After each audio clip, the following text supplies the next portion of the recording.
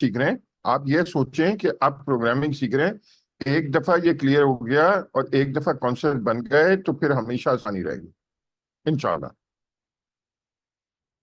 चलें, अब अगला सवाल है, हमने वो अपना बना लिया था प्रोग्राम, अब उसको पब्लिश कैसे करना है एनपीएम पे, ताकि कोई भी बैठा बैठा अपने मशीन पे बैठा बैठा इंस्टॉल कर ले। शुरू करते हैं गेम। अच्छा जी, एक चीज मैं और ऐड कर देता हूँ। सॉरी, हमारी लाइव स्ट्रीम थोड़ा लेट गई है। तो जो शुरू की डिस्कशन थी ना, वो चले गई है। हमने शुरू में ये डिस्कस करा था, ये स्ट्रीमिंग स्टार्ट होते ही, कि हमें आज हमारा एजेंडा क्या है। तो आज हमारा एजेंडा है, लास्ट क्लास में आपने कैलकुलेटर बनाया था, और उस कैलकुलेटर बनाने से पहले आपने एक टूल यूज करा था, क्विज का। और वो क्विज आपने एनपीएक्स के थ्रू अटेम्प्ट करा था। तो हमने देखा था, इससे पहले आपने मोबाइल एप्लीकेशन यूज करी है, वेब एप्लीकेशन यूज करी है, प्ले स्टेशन यूज करा है, लेकिन कमांड लाइन टूल भी बन सकता है। और कमांड लाइन टूल आप बना सकते हैं, खुद भी यूज कर सकते हैं, और किसी और से भी यूज करवा सकते हैं। तो जो हमने लास्ट क्लास में कैलकुलेटर बनाया था, आज हमारी कोशिश होगी उस कैलकुलेटर का एक कमांड लाइन टूल बनाए एनपीएक्स का, और वो आपको शेयर करें। इसी तरीके से आप लोग भी कैलकुलेटर बनाएं और उसका एक कमांड लाइन टूल बनाएं, अपने दोस्तों को, अपने रिश्तेदारों को शेयर करें, हमें भी शेयर करें, और कैलकुलेटर चला के देखें। तो हम उसी को कंटिन्यू कर रहे हैं। जी सर। जी शुरू करते हैं। ठीक है, तो मेरी स्क्रीन शेयर हो रही है, शो हो रही है सबको? जी हाँ। चलो, अगेन सबको अस्सलाम वालेकुम। उम्मीद करता हूँ आप सब खैर खैरियत से होंगे। और अच्छा, तो जिस तरह अभी अमीन भाई ने बताया है कि ये वो स्टेप्स थे जो कि हमने लास्ट क्लास में फॉलो किए थे। ऑब्वियसली कि हमने अपनी एक डिज़ायर डायरेक्टरी के अंदर स्विच किया था, उस फोल्डर में मूव किए थे हम। उसके बाद हमने npm से एक प्रोजेक्ट इनिशियलाइज किया था, और इससे मुराद यही था कि हम क्या बोल रहे थे कि हम चाहते हैं कि हमारा प्रोजेक्ट जो है वो मैनेज्ड हो npm के थ्रू, npm इस पूरे प्रोजेक्ट को मैनेज करे। फिर हमने देखा था कि ऑब्वियसली क्योंकि हम टाइप स्क्रिप्ट लैंग्वेज के ऊपर काम कर रहे हैं, तो हमने type script TSC compiler init किया था, जिसकी मदद से अगर मैं साइड बाय साइड आपको दिखाऊं, तो npm इनिट करने की वजह से आपके पास ये पैकेज डॉट जेसन की फाइल क्रिएट हो गई थी, और जब आपने ये सेकंड कमांड रन की थी तो tsconfig की फाइल आपके पास क्रिएट हो गई थी। फिर हमने इन फाइल्स के अंदर कुछ ट्विकिंग किए थे, बिकॉज हम मॉडर्न टाइम के डेवलपर्स हैं, तो ऑब्वियसली इस कॉन्फ़िग फाइल के अंदर कुछ कॉन्फ़िगरेशन ऐसी थी जो कि बहुत पुरानी थी। इसमें टारगेट सबसे पहली चीज़ थी जो 2016 पे मैप हो रही थी, हमने उसको 2022 पे ईएस के स्टैंडर्ड पे। उसके अलावा मॉड्यूल हमने नोड नेक्स्ट सेलेक्ट किया था, और मॉड्यूल रेजोल्यूशन भी हमने नोड नेक्स्ट ही सेलेक्ट किया था। और जो फाइनल हमने काम किया था वो ये था कि हमने अपने पैकेज डॉट जेसन के अंदर आके इस टाइप की प्रॉपर्टी को ऐड किया था, जिसकी वैल्यू हमने दी थी मॉड्यूल। इससे ये हुआ कि हम आगे जो हमने अपनी एक फ़ाइल क्रिएट की थी जिस पे हमने एक्चुअली कोड किया था, उसके अंदर हम ये इंपोर्ट एक्सपोर्ट वाला सेंटेक्स यूज़ कर सकते हैं। ये वो ESM मॉड्यूल जिसको बोलते हैं, हम वो यूज़ कर सकते हैं। अगेन इस पे आ जाते हैं। फिर उसके बाद हमने कुछ पैकेजेस इंस्टॉल किए थे जिसमें इंक्वायरर था, और हमारा जो पूरा प्रोजेक्ट था वो उस पर डिपेंडेंट था, इसके ऊपर ही हमने बिल्ड किया था। और फाइनली हमने इसकी टाइप डेफिनेशंस फाइल को भी इंस्टॉल किया था, और हमने ये कोड किया था पूरा, जिसमें हमारे पास एक सिंपल सा कैलकुलेटर था। अब बात आती है कि ऑब्वियसली हमने लिंक्डइन में देखा काफ़ी स्टूडेंट्स ने अपना कैलकुलेटर तो बना दिया, लेकिन इस कैलकुलेटर को कैसे एक्सेसिबल बनाया जाए दूसरों के लिए, कि दूसरे भी अपने कमांड लाइन या फिर अपने टर्मिनल के ऊपर आपके इस कैलकुलेटर को इस्तेमाल कर सकें, इसको यूज़ कर सकें। ठीक है, तो आज हमारा जो एजेंडा है वो यही है कि कैसे इस कैलकुलेटर को एक्सेसिबल बनाया जाए दूसरों के लिए, कि वो भी उसी तरह npx की कमांड को यूज़ करते हुए हमारे कैलकुलेटर को इस्तेमाल कर सकें। डजेंट मैटर कि वो कराची में बैठे हुए हैं या वो किसी भी मुल्क के किसी भी कोने में बैठे हुए हैं, वो हमारे इस कैलकुलेटर को यूज़ कर सकें। अच्छा, इस प्रोसेस को अगर हम इम्प्लीमेंट करेंगे तो आप देखेंगे कि ये बहुत ही सिंपल है। अगर मैं विदाउट एक्सप्लेनिंग इसको करूं तो ये ज़्यादा से ज़्यादा 2 से 3 मिनट लेगा, और आपका जो पब्लिशिंग करने का काम है वो हो जाएगा। लेकिन ऑब्वियसली हमने स्टेप बाय स्टेप इसको समझना है। और अगर मैं इन टोटल आपको बताऊं तो there is gonna be 3 steps अगर हम देखेंगे। तो सबसे पहले आपने क्या करना है, सबसे पहले आपने अपनी मेन फाइल के अंदर आना है जिसके अंदर हम कोड कर रहे थे। तो ये आ गई आपके पास index.ts की फाइल। इसमें आपने सबसे पहली लाइन पे, मतलब अपने कोड जो भी आपने कोड किया है उससे सबसे ऊपर आपने एक लाइन लिखनी है। वो मैं आपको बता रहा हूँ वो क्या है। आपने लिखना है हैशटैग, उसके बाद आपने देना है एक्सक्लेम का साइन, और फिर आपने एक पाथ डिफाइन करना है। अभी मैं इसको एक्सप्लेन करता हूँ, लेकिन पहले हम ये पूरा लिख लेते हैं। एक पाथ आ गया, का साइन दिया है, एक पाथ दिया है, एक नोट दिए, नोट स्पेस देके आपने नोट लिखा है। अब ये क्या है? बेसिकली ये लाइन ये बता रही है कि ये कोई ऑर्डिनरी फाइल नहीं है। अभी तक जितना भी हम काम कर रहे थे ना, ये उसकी तरह एक ऑर्डिनरी फाइल नहीं है। बेसिकली ये पाथ ये बता रहा है कि ये जो भी हम कोड कर रहे हैं ये टर्मिनल के ऊपर एग्जीक्यूटेबल है। टर्मिनल के ऊपर एग्जीक्यूटेबल है। कोई भी कहीं भी रहते हुए जब हम इसको पब्लिश करेंगे वो इस फाइल को एग्जीक्यूट कर सकता है। अब सवाल ये आता है कि भाई अभी भी तो हम अपनी फाइल को टर्मिनल पे ही तो एग्जीक्यूट कर रहे थे, लेकिन एक डिफरेंस है। अभी तक हम अपने लोकल इन्वायरमेंट में रहते हुए इस पीस ऑफ कोड को जो भी हमने अभी तक लिखा है इसको लोकली रन कर रहे थे अपने कोड बेस के अंदर। लेकिन ये जो लाइन ऑफ कोड है ये बेसिकली ये बता रही है कि आप इस कोड को जो भी आपने लिखा है इस स्क्रिप्ट को पब्लिश कर सकते हैं, और फिर जो भी लोग इसको यूज़ करना चाहेंगे वो npx टूल के थ्रू इसको अपने टर्मिनल, अपने CLI या फिर अपने कमांड प्रॉम्प्ट के ऊपर इसको इस्तेमाल कर सकते हैं। अब इस लाइन को एक स्पेसिफिक जार्गन दिया जाता है, स्पेसिफिक टर्मिनोलॉजी यूज़ होती है इसके लिए। इसको हम बोलते हैं शबैंग। शबैंग इसको क्यों बोलते हैं मैं यहाँ पे लिख भी देता हूँ, SHABANG। अभी शबैंग से मुराद क्या है? आप देख रहे हैं यहाँ पे हैशटैग है, तो हैश टैग से उन्होंने लिया है शाह, और ये जो एक्सक्लेम साइन है ना इसको बैंग भी बोलते हैं। तो इसलिए इस लाइन को हम बोलते हैं शबैंग। अब ये शबैंग करता क्या है और ये फिर ये स्क्रिप्ट की तरह वर्क कैसे करता है? ये होता यह है कि इस लाइन की बेस के ऊपर आपका ऑपरेटिंग सिस्टम डिटरमाइन करता है कि कौन से पाथ के ऊपर किस इंटरप्रेटर को यूज़ करते हुए आपकी इस फाइल को चलाना है। तो बस समझे, इस पूरी फाइल में जो हमने काम करना था वो इतना ही था। और मज़े की बात यह है कि अब आप जितनी भी कमांड लाइन टूल्स या फिर ऐसी एग्जीक्यूटेबल फाइल बनाना चाहेंगे, अपने पैकेजेस बनाना चाहेंगे, आपने कुछ नहीं करना। आपने बस अपनी फाइल के अंदर आना है और सबसे ऊपर आप ये पीस ऑफ कोड पेस्ट कर देना है। अब इसको समझ लें या फिर इसको अभी के लिए आप इसको अपने पास कहीं रख लें और इसको एग्जीक्यूट करें वक्त के साथ साथ। जैसे ही आपकी चीज़ें क्लियर होंगी आपको समझ आएगा कि बेसिकली ये कर क्या रहा है। अब यहाँ पे नोड क्या कर रहा है? नोड ऑब्वियसली हम देख रहे हैं कि हम कर तो काम टाइप स्क्रिप्ट के अंदर ही रहे हैं, लेकिन फाइनली जब हम भी अपने कोड को एग्जीक्यूट करते हैं तो पहले हम TSC लिख के अपने पूरे कोड को कंपाइल करते हैं जावा स्क्रिप्ट के अंदर, और फिर जावा स्क्रिप्ट को नोड के थ्रू रन करते हैं। तो बेसिकली यह है कि इस इंटरप्रेटर को यूज़ करते हुए हमारी इस स्क्रिप्ट को रन होना है। तो इस फाइल के लिए बस इतना ही काम था कि आपने सबसे ऊपर आके पहली लाइन के अंदर ये लाइन ऑफ कोड लिख देना है जिसको हम शबैंग बोलते हैं। यहाँ तक किसी का कोई सवाल?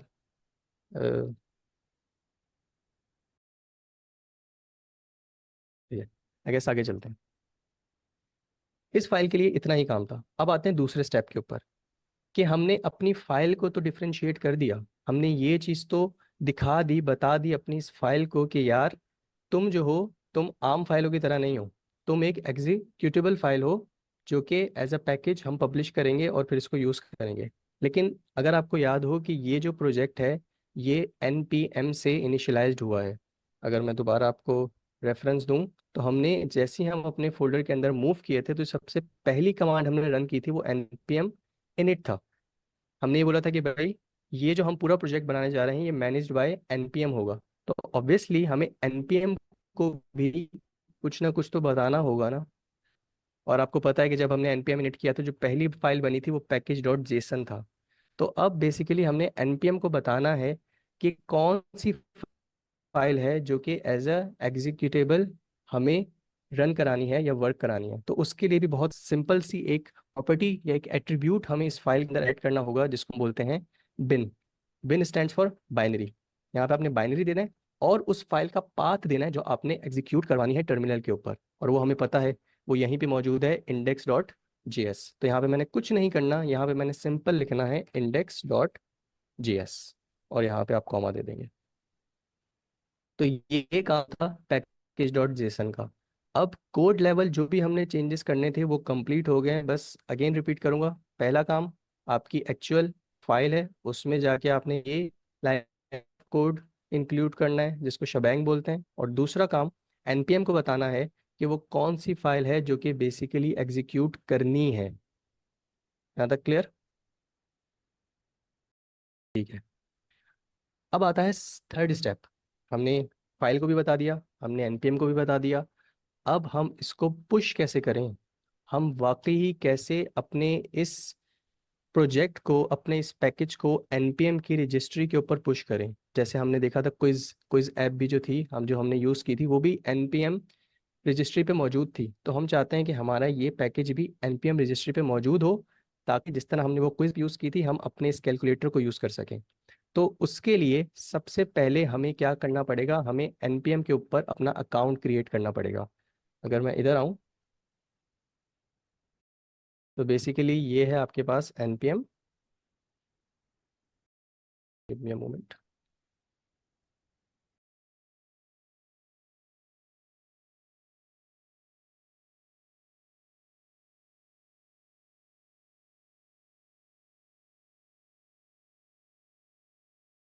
ये npm। अब यहाँ पे आप देख रहे हैं कि मेरा अकाउंट बना हुआ है M6R अली के नाम से। ये आप लोग के लिए मैंने एक बिल्कुल क्लीन स्लेट नया प्रोजेक्ट बनाया है, ताकि हम एक सेम पेज पे हो। अगर आप अभी फिलहाल इधर पैकेजेस में जाएंगे तो कुछ नहीं आ रहा होगा। रजिस्ट्री वो मुझे बोला लॉगिन करने को, क्योंकि मैंने लॉग आउट कर लिया तो मुझे लॉगिन करने को बोल रहा है। अगर आप भी फर्स्ट टाइम इधर विजिट कर रहे होंगे npmjs.com के ऊपर, तो आपने भी, अगर अकाउंट नहीं बना हुआ तो आपने साइन अप करना है, अगर बना हुआ है तो आपने ऑब्वियसली साइन इन करना है। तो अगर आप लोग लैपटॉप के ऊपर हैं तो जल्दी जल्दी ये साथ कर लेते हैं। आप लोग साइन अप कर लें। मेरा अकाउंट बना हुआ है तो ऑब्वियसली मैं साइन इन करूँगा। अब हमने क्या करना है, हमने सबसे पहले तो लॉगिन करना है अपने टर्मिनल के थ्रू। npm पे टर्मिनल के थ्रू हमने लॉगिन करना है। तो उसके लिए ऑब्वियसली हमें पता है कि जब हमने नोड इंस्टॉल किया था तो npm एक टूल है जो कि उसके साथ प्री पैक्ड आया था। ये हमने अलग से इंस्टॉल नहीं किया। जब हमने नोड इंस्टॉल किया था तो npm भी उसके साथ ही आया था। तो हमने करना है npm लॉगिन। ठीक है। जैसे ही आप ये कमांड इंटर करेंगे तो आप देखेंगे ये आपको बोलेगा, ये आएगा press enter to open in a browser. तो इस पॉइंट पे भी आपने इंटर प्रेस करना है, तो ये आपको ब्राउजर में ले जाएगा और वहां से फिर ये आपको लॉगिन होने का बोलेगा। यहाँ पे आके इंटर करता हूँ तो आप ये देख सकते हैं तो मुझे रीडायरेक्ट कर दी। मेरा ऑब्वियसली अकाउंट बना है, ये मेरा ईमेल और पासवर्ड आ रहा है। मैं साइन इन करता हूँ। 2 फैक्टर वेरिफिकेशन मैंने ऐड की हुई है, तो just give me a moment.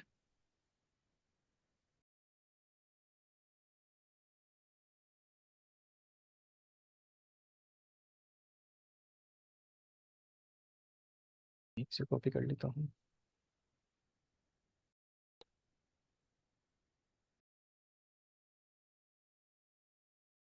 फिर 2 सेकंड के लिए अपनी स्क्रीन जो है ना वो शेयरिंग बंद कर दें और फिर ये उसके बाद बिल्कुल जो ना है देखिए, मैं इसको दूसरी स्क्रीन पे लाता हूँ।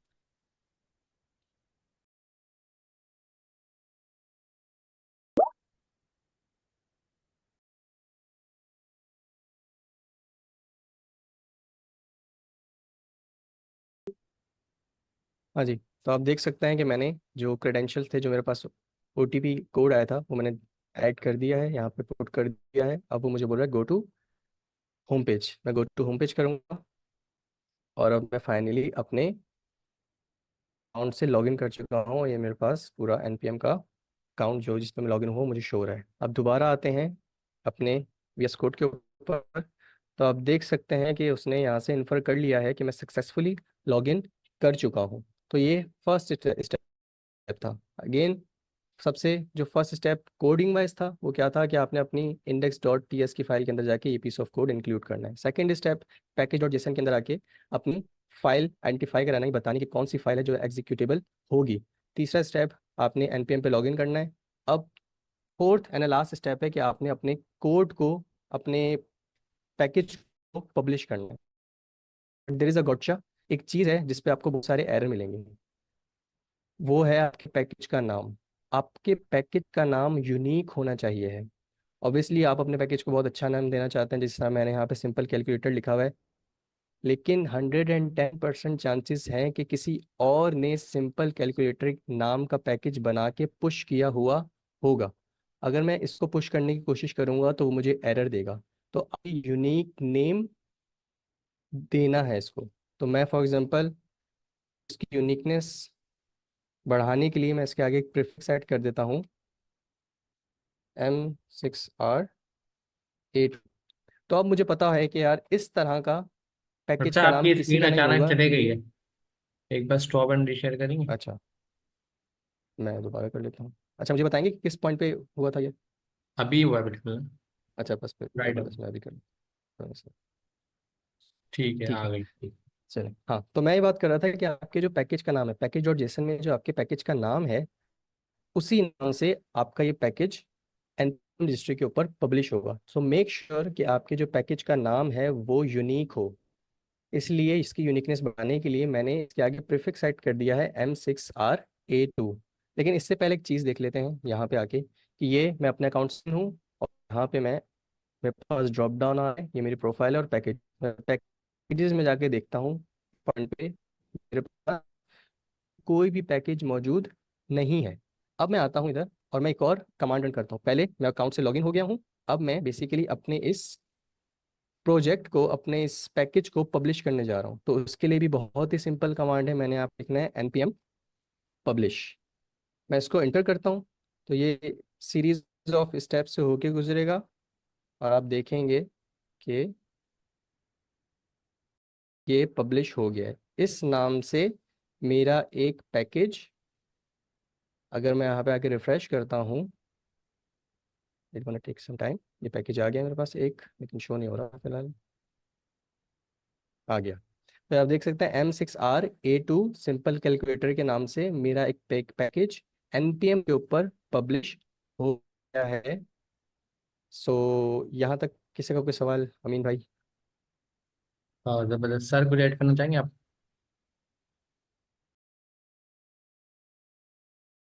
देखें, मामला यह है कि हम चाहते हैं, एक तो आप काम कर सकते हैं ना, जिप बना के सबको भेज दें अपनी फाइलें। वो तो बड़ा लेबर काम है, लेबर। आप चाहते हैं वेब को इस्तेमाल करके कहीं रिपॉजिटरी में पोस्ट कर दें। एक एनपीएम जो है, एक समझे डायरेक्टरी है, एक डायरेक्टरी में पोस्ट कर दें और सब लोग उसको वहां से यूज कर लें। तो जरा सा यूज करके दिखाएं। बिल्कुल। तो अब और हम जब ये पब्लिश पैकेज कर जो है वो लेंगे पब्लिश कर फिर ये दिया है। करेंगे कि अमीन की मशीन से या फैसल भाई की मशीन से लॉग इन करके देखेंगे। ठीक हो गया। तो ये हमने पब्लिश लिया है। अब ये टाइम है इस्तेमाल करते हैं कि बेसिकली इस पैकेज को इस्तेमाल कैसे करना है, और वाकई ये वर्क कर रहा है इस तरह हमारे पास लोकल मशीन के ऊपर वर्क कर रहा था कि वो हमसे नंबर है, फिर से लेता है, फिर हमसे ऑपरेटर पूछता है और उसके बाद कैलकुलेशन करके on the basis of operator हमें रिस्पॉन्ड कर देता है। So let me change my internet connection.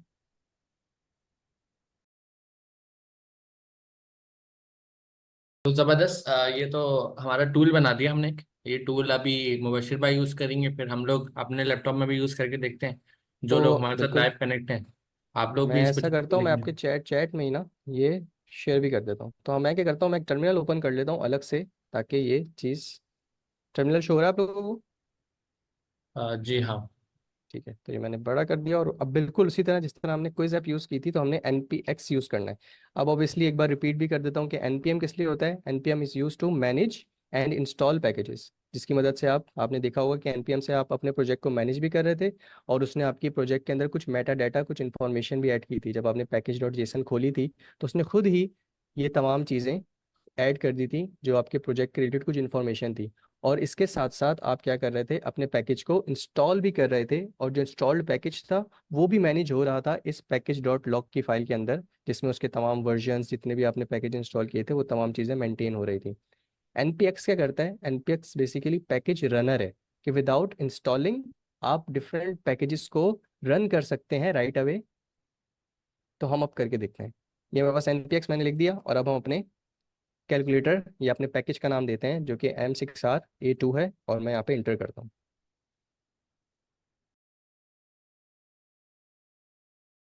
तो मैंने स्पेस बार ऐड कर दिया था और मैं एंटर करता हूँ।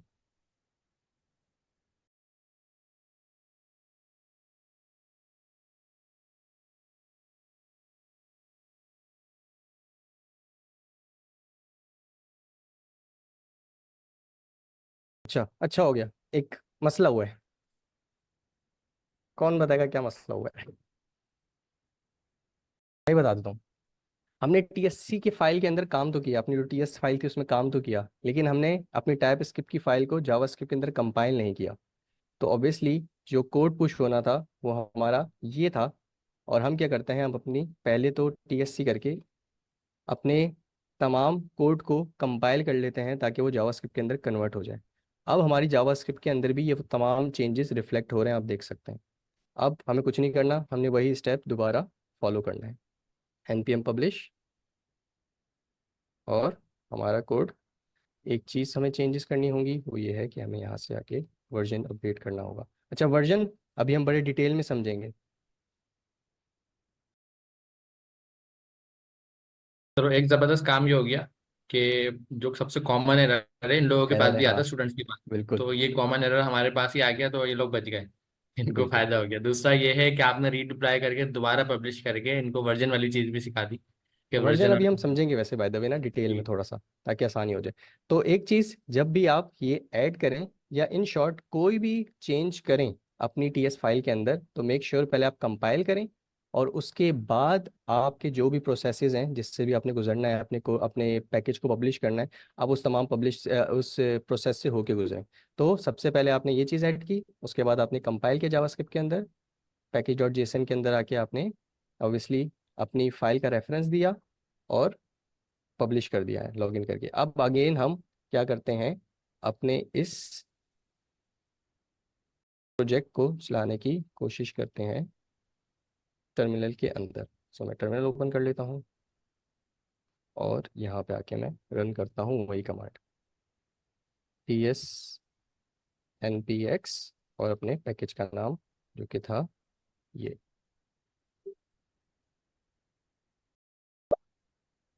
मैं यहाँ पे आके इंटर करता हूँ।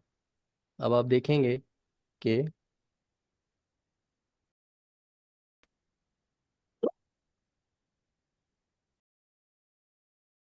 जिसने आपसे पहले परमिशन ली, आपने वाई का बटन प्रेस कर। बिल्कुल सही है। बिल्कुल उसी तरह जिस तरह लोकली मेरे पास मेरा प्रोजेक्ट चल रहा था, अब वो यहाँ पे भी अप एंड रनिंग हो गया है। और मैं ये कमांड आप लोग के साथ शेयर भी कर लेता हूँ चैट पे, ताकि आप सब अपने पास इसको ट्राई करें। ये मैं मैसेज कर देता हूँ to everyone in a meeting और ये मैंने सेंड कर दिया। तो आप सब इस ज़रा कमांड को कॉपी करें और अपने अपने पास चलाएं, जब तक मैं इसको एक बार यूज़ भी करके देखता हूँ। कि लेट से मैंने जो नंबर फर्स्ट था वो 4 लिया, उसके बाद मैंने 6 लिया, ऑपरेटर मैंने बोला एडिशन और उसने मुझे रिजल्ट दे दिया 10। तो इट्स वर्किंग और बिल्कुल उसी तरह वर्क कर रहा है जिस तरह मेरे पास लोकली वर्क कर रहा था। सो आप लोग भी अपने पास जल्दी जल्दी इसको चला के देख लें। और फिर हम एक छोटी सी चीज़ रह गई है, पब्लिश वाला तमाम काम हमने देख लिया कैसे करना है। एक छोटी सी चीज़ है जिसको हम दोबारा समझ लेते हैं, वो है वर्जन का, जो बहुत इंपॉर्टेंट है।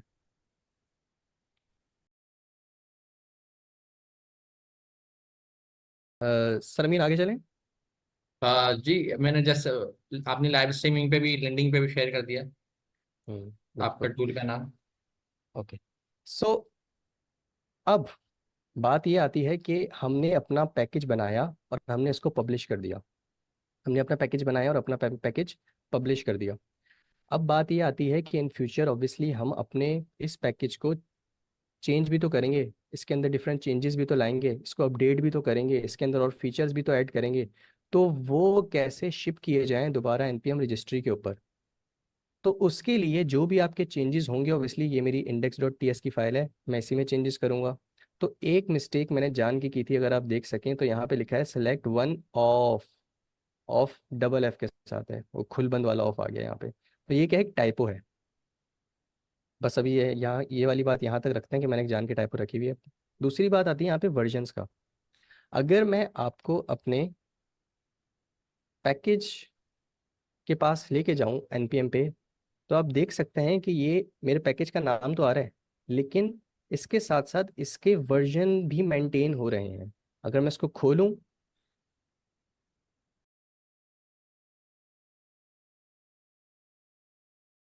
तो आप देख सकते हैं कि बहुत सारी चीज़ें आ रही हैं इससे रिलेटेड। यहाँ पे एक और आपके पास टैब आ रहा है टू वर्जन्स का। टू वर्जन्स क्यों? क्योंकि एक में हमने देखा था, हमने गलती कर दी थी, हमने बगैर कंपाइल किए अपना कोड आगे पुश कर दिया था, तो एक वर्जन तो ये आ रहा है 1.00।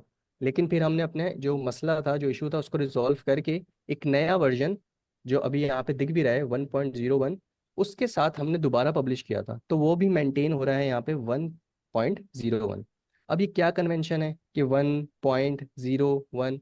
ये बेसिकली कन्वेंशन कहलाता है सेम्बर कन्वेंशन, वर्जन्स के लिए सेम्बर कन्वेंशन। अब ये जो पॉइंट है ना, इससे हर डिजिट जो सेपरेट है, बेसिकली ये एक स्टेज को रिप्रेजेंट करता है। क्या मुराद है मेरा? ये जो लास्ट वन है ना, ये आप तब चेंज करते हैं इसको, 1 2 3 इस तरह चेंज करते हैं कि जब आप कोई पैच रिलीज कर रहे होते हैं, या आप कोई फॉर एग्जांपल बहुत माइनर से चेंजेस कर रहे होते हैं, कोई फिक्स कर रहे होते हैं, कोई टाइप ऑफ फिक्स कर रहे होते हैं, जो भी हम करेंगे। जो सेकंड पॉइंट के बाद जो डिजिट है, बेसिकली वो आप तब अपडेट करते हैं, अपडेट से मुराद इसको 1 2 3 आप तब करते हैं जब आप कोई माइनर अपडेट कर रहे होते हैं, जब आप कोई यूज़र एक्सपीरियंस बेहतर कर रहे हैं, फॉर एग्जांपल कोई मैसेज अपडेट कर रहे हैं, इस तरह की छोटी छोटी चीज़ें अगर आप कोई माइनर रिलीज कर रहे हैं, तो आप अपना ये वाला जो डिजिट है इसको इंक्रीमेंट करते हैं बाय 1 बाय 2, जो भी आपको सही लगे। और ये वाला जो डिजिट है, जो फर्स्ट डिजिट है, बेसिकली इसका इंक्रीमेंट होता है जब आप कोई मेजर रिलीज कर रहे होते हैं, आप कोई नई फंक्शनैलिटी ऐड कर रहे होते हैं अपने पैकेज के अंदर। तो आई गेस ये तीन चीज़ें, फर्स्ट डिजिट मेजर रिलीज के लिए, सेकंड डिजिट माइनर रिलीजेस के लिए, थर्ड डिजिट आपके जो पैचेस होते हैं, जो फिक्सेस होते हैं, स्मॉल फिक्सेस जो होते हैं, ठीक है। तो अभी हम देख लेते हैं कि भाई क्या है। तो हम देख सकते हैं यहाँ पे मैंने एक जान के मिस्टेक की है, select one of the operator, और यही स्पेलिंग में अपने यहाँ पैकेज में भी देख सकता हूँ कि आप देख सकते हैं सिलेक्ट वन ऑफ OFF, हालांकि हमें पता है कि OF होना चाहिए था, ऑफ। तो इसको मैं ठीक करता हूँ और मैं दोबारा उसी हायरार्की से होके गुजरता हूँ। अब मैं वो गलती नहीं करूँगा, ऑब्वियसली हम यहाँ पे लिखेंगे TSC, ये कंपाइल हो जाएगा। और अब मैंने पब्लिश करने से पहले, मुझे पता है ये बहुत ही माइनर सा एक टाइपो मैंने फिक्स किया है, तो ये पैच है, इसको हम पैच बोलेंगे, तो मैं इसको 1 की जगह अब 2 कर दूंगा, और अब अगेन मैं बस इसको पब्लिश कर दूंगा। मैं करता हूँ npm पब्लिश।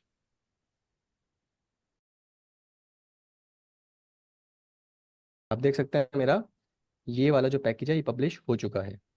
अब अगर मैं इधर आऊँ, तो टेक्निकली यहाँ पे 3 वर्जन आने चाहिए। मैं रिफ्रेश कर लेता हूँ,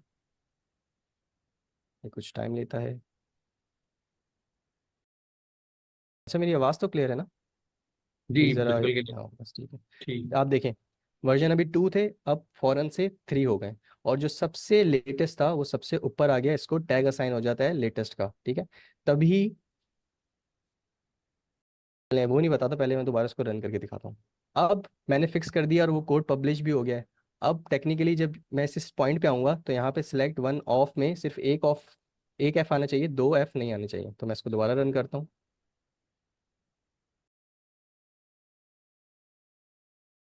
वाई? क्योंकि नया, ऑब्वियसली नया मैंने वर्जन अपडेट किया है।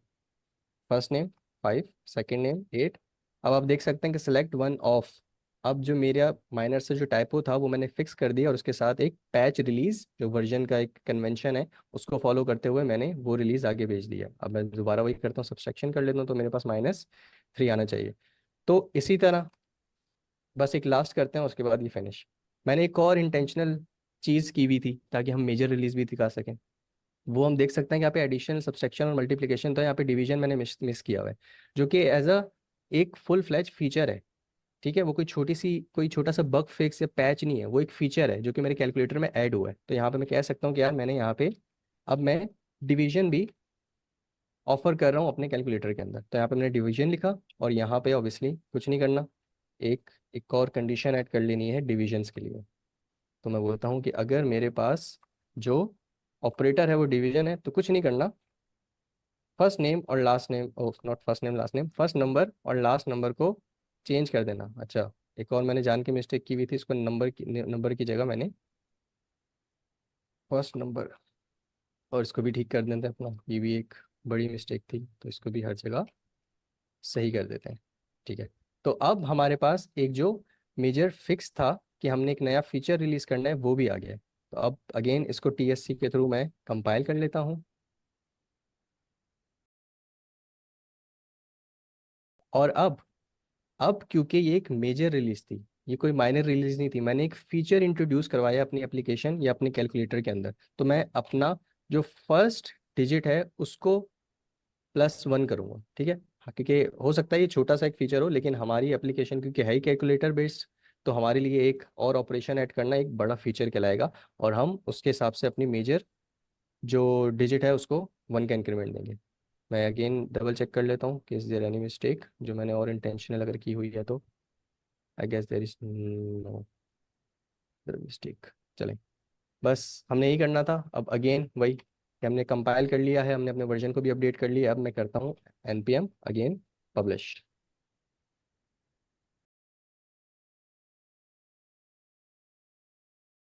ये भी पब्लिश हो गया है। और अब अगर मैं दोबारा अपने npm रजिस्ट्री पे जाके देखता हूँ तो मेरे पास एक नया वर्जन आना चाहिए जो कि 2.0.2 होगा। टेक्निकली ये 2.0.0 होना चाहिए था, लेकिन ऑब्वियसली अभी हम टेस्ट कर रहे हैं तो कोई मसला नहीं है, आप लोग मेंटेन कर लेंगे अपने हिसाब से। तो अब देख सकते हैं एक नया वर्जन आ गया है 2.0.2। अब मैं दोबारा इसको चेक करके देखता हूँ कि मेरे पास डिवीजन की फंक्शनैलिटी आई कि नहीं आई। मैं यहाँ पे आ गया, यहाँ पे जाके मैंने दोबारा npx M6RA2 कैलकुलेटर को चलाने की कोशिश की। दोबारा मेरे पास नया ऑब्वियसली नया वर्जन आया तो दोबारा पूछेगा प्रोसीड करना है 5/2। तो अब देखें अब मेरे पास एक और ऑपरेशन आ गया है जो कि डिवीजन का है। मैं बोलता हूँ डिवाइड, तो ऑब्वियसली मेरे पास पॉइंट के अंदर वैल्यू आ जाएगी। ये तमाम आई गेस अगर मैं इसको या आप इसको फ्लो में लेके चलें तो ये 2 से 3 मिनट का काम है। और मज़े की बात यह है कि कुछ चेंज नहीं करना। जब भी आपने इस तरह की कोई पैकेज रजिस्ट्री पे पुश करनी है, सेम कमांड्स होंगी जो आपने फॉलो करनी है। अपनी मेन फाइल के अंदर आके ये ऐड करना है, पैकेज के अंदर आके बिन की प्रॉपर्टी ऐड करनी है, और मेक श्योर कि आपके पैकेज का नाम जो हो वो यूनिक हो। बाकी वर्जन तो आपकी जिस तरह आप अपने पैकेज को अपडेट कर रहे होंगे, उसके अंदर चेंजेस कर रहे होंगे, उसकी बेस के ऊपर आप इसको अपडेट करते रहेंगे। और हमने देख लिया कि कन्वेंशन किस तरह फॉलो करना है। जी अमीन भाई। जबरदस्त। तो अच्छा, अमित, हमने देखा क्या, तब पहले हमारा एक पूरा कोड था जो लास्ट क्लास में हमने करा था, नए से सारी इंस्टॉलेशन करी थी, जिसमें हमने कैलकुलेटर भी बनाया था और कैलकुलेटर चला के भी देखा था। तो आज का गोल था कि उस कैलकुलेटर को एक कमांड बना दो, एक टूल बना दो, और वो टूल खुद भी यूज कर लें और दूसरे लोग भी यूज कर लें। तो आपका टूल मैं देख रहा हूँ काफी लोगों ने यूज करा है, वो बता भी रहे हैं कॉमेंट्स में कि टूल उनके पास सही चल रहा है, कैलकुलेटर काम कर रहा है माशाल्लाह। तो ये तो जबरदस्त काम हो गया, कैलकुलेटर बन गया। तो आज के इसमें हमने दो चीजें करी। एक हमने करा है कि कोड में कुछ चीजें चेंजेस करी हैं, दूसरा है दो हमने नई कमांड सीखी हैं। पहला आपने क्या करा, आप अपने कोड में आए सिंपल, और आपने सबसे टॉप के ऊपर एक कुछ लिख दिया जो हैश से आपने स्टार्ट करा, और उसके हम्म। आपने लिखा क्या, पहले हैश है, हैश के बाद एक्सक्लेमेशन का साइन है, फिर स्पेस है, फिर आपने कुछ लिखा है /usr/bin, थोड़ा सा उसको जूम करेंगे, मैंने आपको जूम कर /env स्लैश और स्पेस नोट। आपने ये एक तरह का ना कुछ मतलब कोड लिखा है यहाँ पर ना, और शुरू में हैश एंड एक्सक्लेमेशन का साइन लिखा है। तो आपने इसका नाम मुझे बताया शिबैंग, जो सबको बताया शबैंग शिबैंग। बिल्कुल। तो एक्चुअली ये जस्ट नाम है, शिबैंग एक यूज किया जाता है मार्केट में कि भाई आप कुछ चीज को अगर यूज कर रहे हो तो उसका एक यूनिक नाम भी आ जाता है, नाम तो अनाउंस हो ही जाता है। तो ये नाम आ गया। तो इसका मकसद आपने बताया कि ये एक बाइनरी फाइल बना रहा है हमारी। और बाइनरी फाइल का कॉन्सेप्ट क्या है, बिन डायरेक्टरी का कॉन्सेप्ट क्या है कि जब ये कोड हमारा रन होगा, चल जाएगा सारा, तो हम इसकी एक बिन फाइल बनाएंगे। बिन फाइल का कॉन्सेप्ट ये होता है कि एक होता है कि आपने प्रोग्रामिंग लिखी टाइप स्क्रिप्ट, सही है, लिख ली, चल गई, जबरदस्त काम भी कर रही है। लेकिन एक कॉन्सेप्ट ये होता है कि आपने इस टाइप स्क्रिप्ट को मशीन को समझाना है। अब हमारे केस में हम तो मशीन को समझा रहे हैं, लेकिन एक केस है कि हमारे केस में हम मशीन को समझा रहे हैं, हमारे पास सब चीज़ें स्टोर है, हमारे पास टाइप सिर्फ स्टोर है, नोट जो स्टोर है, पूरा कोड रखा हुआ है, फिर हम उसको समझा पा रहे हैं। लेकिन जब हम इसको कुछ इस तरीके का काम करेंगे कि हम इसको किसी दुकान पे रखवा दें, फॉर सपोज होता है ना मिल्क पैक, मिल्क पैक और आम दूध में क्या फ़र्क है, आम मिल्क में क्या फ़र्क है। आप बोलेंगे बहुत ज्यादा कंपनी का फर्क होगा और क्या फर्क होगा, थोड़ा बहुत टेस्ट का, लेकिन फर्क ये है कि जब उसने उसको दुकान पे भेजा तो उसने उसको पैक करा डब्बे में, और डब्बे में पैक करने के बाद उसने उसमें कुछ जाहिर सी बात है केमिकल्स डाले, कुछ चीजें ऐसी डाली ताकि वो एक्सपायर ना हो, उसकी एक एक्सपायरी डेट बनाई। तो वही काम हमने यहाँ करा मिल्क पैक वाला, कि जब हमने अपना कोड उठा के किसी और को दिया, मतलब एनपीएम को दिया, एनपीएम हम हमने लास्ट टाइम सपोज करा था ये एक रजिस्ट्री है, अगर आसान जबान में हमने बोला था ये एक शॉप है, तो हमने जब एनपीएम की शॉप पे दिया तो हमने मिल्क पैक की तरह उसको रैपर में पैक कर दिया। और हमने बता दिया जब भी आपको ये यूज करना हो तो ऊपर एक इसका कवर लगा हुआ, कवर आपने खोलना है और इसको यूज कर लेना है। तो वही काम यहाँ पर हुआ है कि हमने अपने कोड में सबसे टॉप पर एक बाइनरी फाइल बनाने की नहीं है, कमांड लाइन का इंटरफेस दे दिया है कि भाई जब भी ये चले तो ये नोड पे चलेगा। बस इस लाइन का ये कॉन्सेप्ट है, जब भी ये रन होगा तो नोड में रन होगा, और कुछ नहीं है। बिल्कुल। आप ये समझ लें कि आपका एक कोड है, आपने वो कोड जाहिर सी बात है कि कहीं पे देना है आगे, तो आप आगे जहाँ देना है उसको बताएंगे ना कोड क्या करना है, तो आपने यहाँ बता दिया भाई ये कोड नोड पे रन होगा जब भी रन होगा। अब आपको बताने की जरूरत नहीं कभी भी कि ये नोड पे रन होगा, क्योंकि एक बार कोड में बता दिया बात खत्म हो गई है। अब जो भी यूज करेगा ना उसको ये टेंशन नहीं है कि भाई ये कोड मुझे नोड में यूज करना है, क्योंकि ये काम मुबशिर भाई ने ऑलरेडी कर दिया। तो दूसरा मुबशिर भाई ने काम करा, एक लाइन तो चले कोड में एड हो गई, बाकी कोड तो नीचे वाला सिमिलर है जो लास्ट क्लास में हमने पढ़ा था। दूसरी आप आ गए पैकेट डॉट जेसन पे। आपने क्या करा, आपने कहा कि प्रॉब्लम ये थी, जब लास्ट टाइम हमने क्लास में डिस्कस करा था कि हमारी पैकेट डॉट जेसन की जो फाइल है वो एक इंस्ट्रक्शंस फाइल है। इंस्ट्रक्शंस फाइल से मुराद है कि अगर मेरे पास मैंने बाइक खरीदी तो बाइक का एक बुकलेट आया, उसने बताया कि इस बाइक को इस्तेमाल कैसे करना है, इसमें क्या क्या लगाना है क्या नहीं लगाना, तो ये इस तरह का बुकलेट था उसका। तो जाहिर सी बात है जब हमारी फाइल, पहले हम मिल्क बेच रहे थे खुला वाला, अब हम बेच रहे हैं मिल्क पैक, पैक करने के बाद उसको डब्बे में पैक करके भेज रहे हैं, तो हमें इसकी इंस्ट्रक्शंस में भी बताना होगा कि इसका कवर बटन कहाँ लगा हुआ है, मतलब कहाँ पे इसका कवर लगा हुआ है। आप कोई भी देखा है ना आपने, कोई रैपर कोई चीज खरीदते हैं रैपर वाली, तो उस पर लिखा होता है ना यहाँ से इसको कट करना है। हाँ, केयर आप करने के चॉकलेट भी बताया खरीदते होता हैं तो उस पर लिखा होता है कहाँ से इसको कट, केचप आपके बर्गर वाले के पास जाते हैं तो केचप के ऊपर एक छोटा सा निशान होता है, वहां से उसको खींच के और उसको इन तरह से ओपन कर देते हैं, फाड़ देते हैं उसको, ताकि आप उसको इस्तेमाल कर सकें। तो यहाँ पर भी ना उन्होंने बताया कि जब भी ये मिल्क पैक का डब्बा ओपन होगा तो ये इंडेक्स डॉट जेएस की फाइल है ये चलेगी। जिस तरीके से हमने डिस्कस करा था केचप को हमने फाड़ के यूज करना तो उस पर कट लगा होता है, तो ये समझ लें वो कट है, इसने ये बता दिया कि जिसकी बाइनरी डायरेक्टरी है वो इंडेक्स डॉट जेएस है, और इंडेक्स डॉट जेएस वही वाली डायरेक्टरी है जो कंपाइल होने के बाद बन रही है टीएस से। क्योंकि हमने कहा था हमारी मेन जो फाइल है ना वो है जावास्क्रिप्ट, टाइपस्क्रिप्ट नहीं है। टाइपस्क्रिप्ट सिर्फ है डेवलपर की लैंग्वेज। डेवलपर की लैंग्वेज से मुराद ये है, हमने लास्ट क्लास में एक और चीज़ डिस्कस करी थी कि एक मजदूर है, उस मजदूर को जब हम काम करवा रहे हैं तो हम उसको कुछ इंस्ट्रक्शंस दे रहे हैं कि भाई इस इंस्ट्रक्शंस को फॉलो करते हुए आपने काम करना है ताकि काम में गलती ना हो। तो टाइपस्क्रिप्ट ना वो मजदूर की लैंग्वेज है, तो वो काम करके चले जाता है, घर बन जाता है, तो वो घर जो नजर आ रहा होता है वो जावास्क्रिप्ट का आ रहा होता है आपको। तो मुबशिर भाई ने भी काम टाइपस्क्रिप्ट पे करा, लेकिन उसके बाद मुबशिर भाई ने कंपाइल करने के बाद उसकी टीएस बना दी, मतलब टाइपस्क्रिप्ट बना दी। तो जाहिर ओ सॉरी जावास्क्रिप्ट बना दी। काम टाइपस्क्रिप्ट पे करा, कंपाइल करने के बाद जावास्क्रिप्ट बना दी।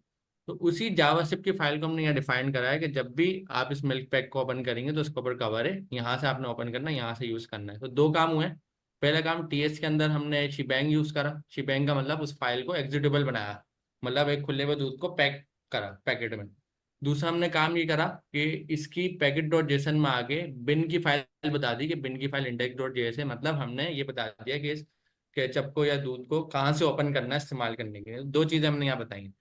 फिर तीसरी चीज हमने ये बताई है, तीसरी हम थोड़ा सा आगे बढ़े, हम कमांड पर है। कमांड पे हमने सबसे पहले काम क्या करा, हमने एनपीएम पे एक अकाउंट बनाया। तो एनपीएम का एक बार दिखाएंगे ब्राउजर पे,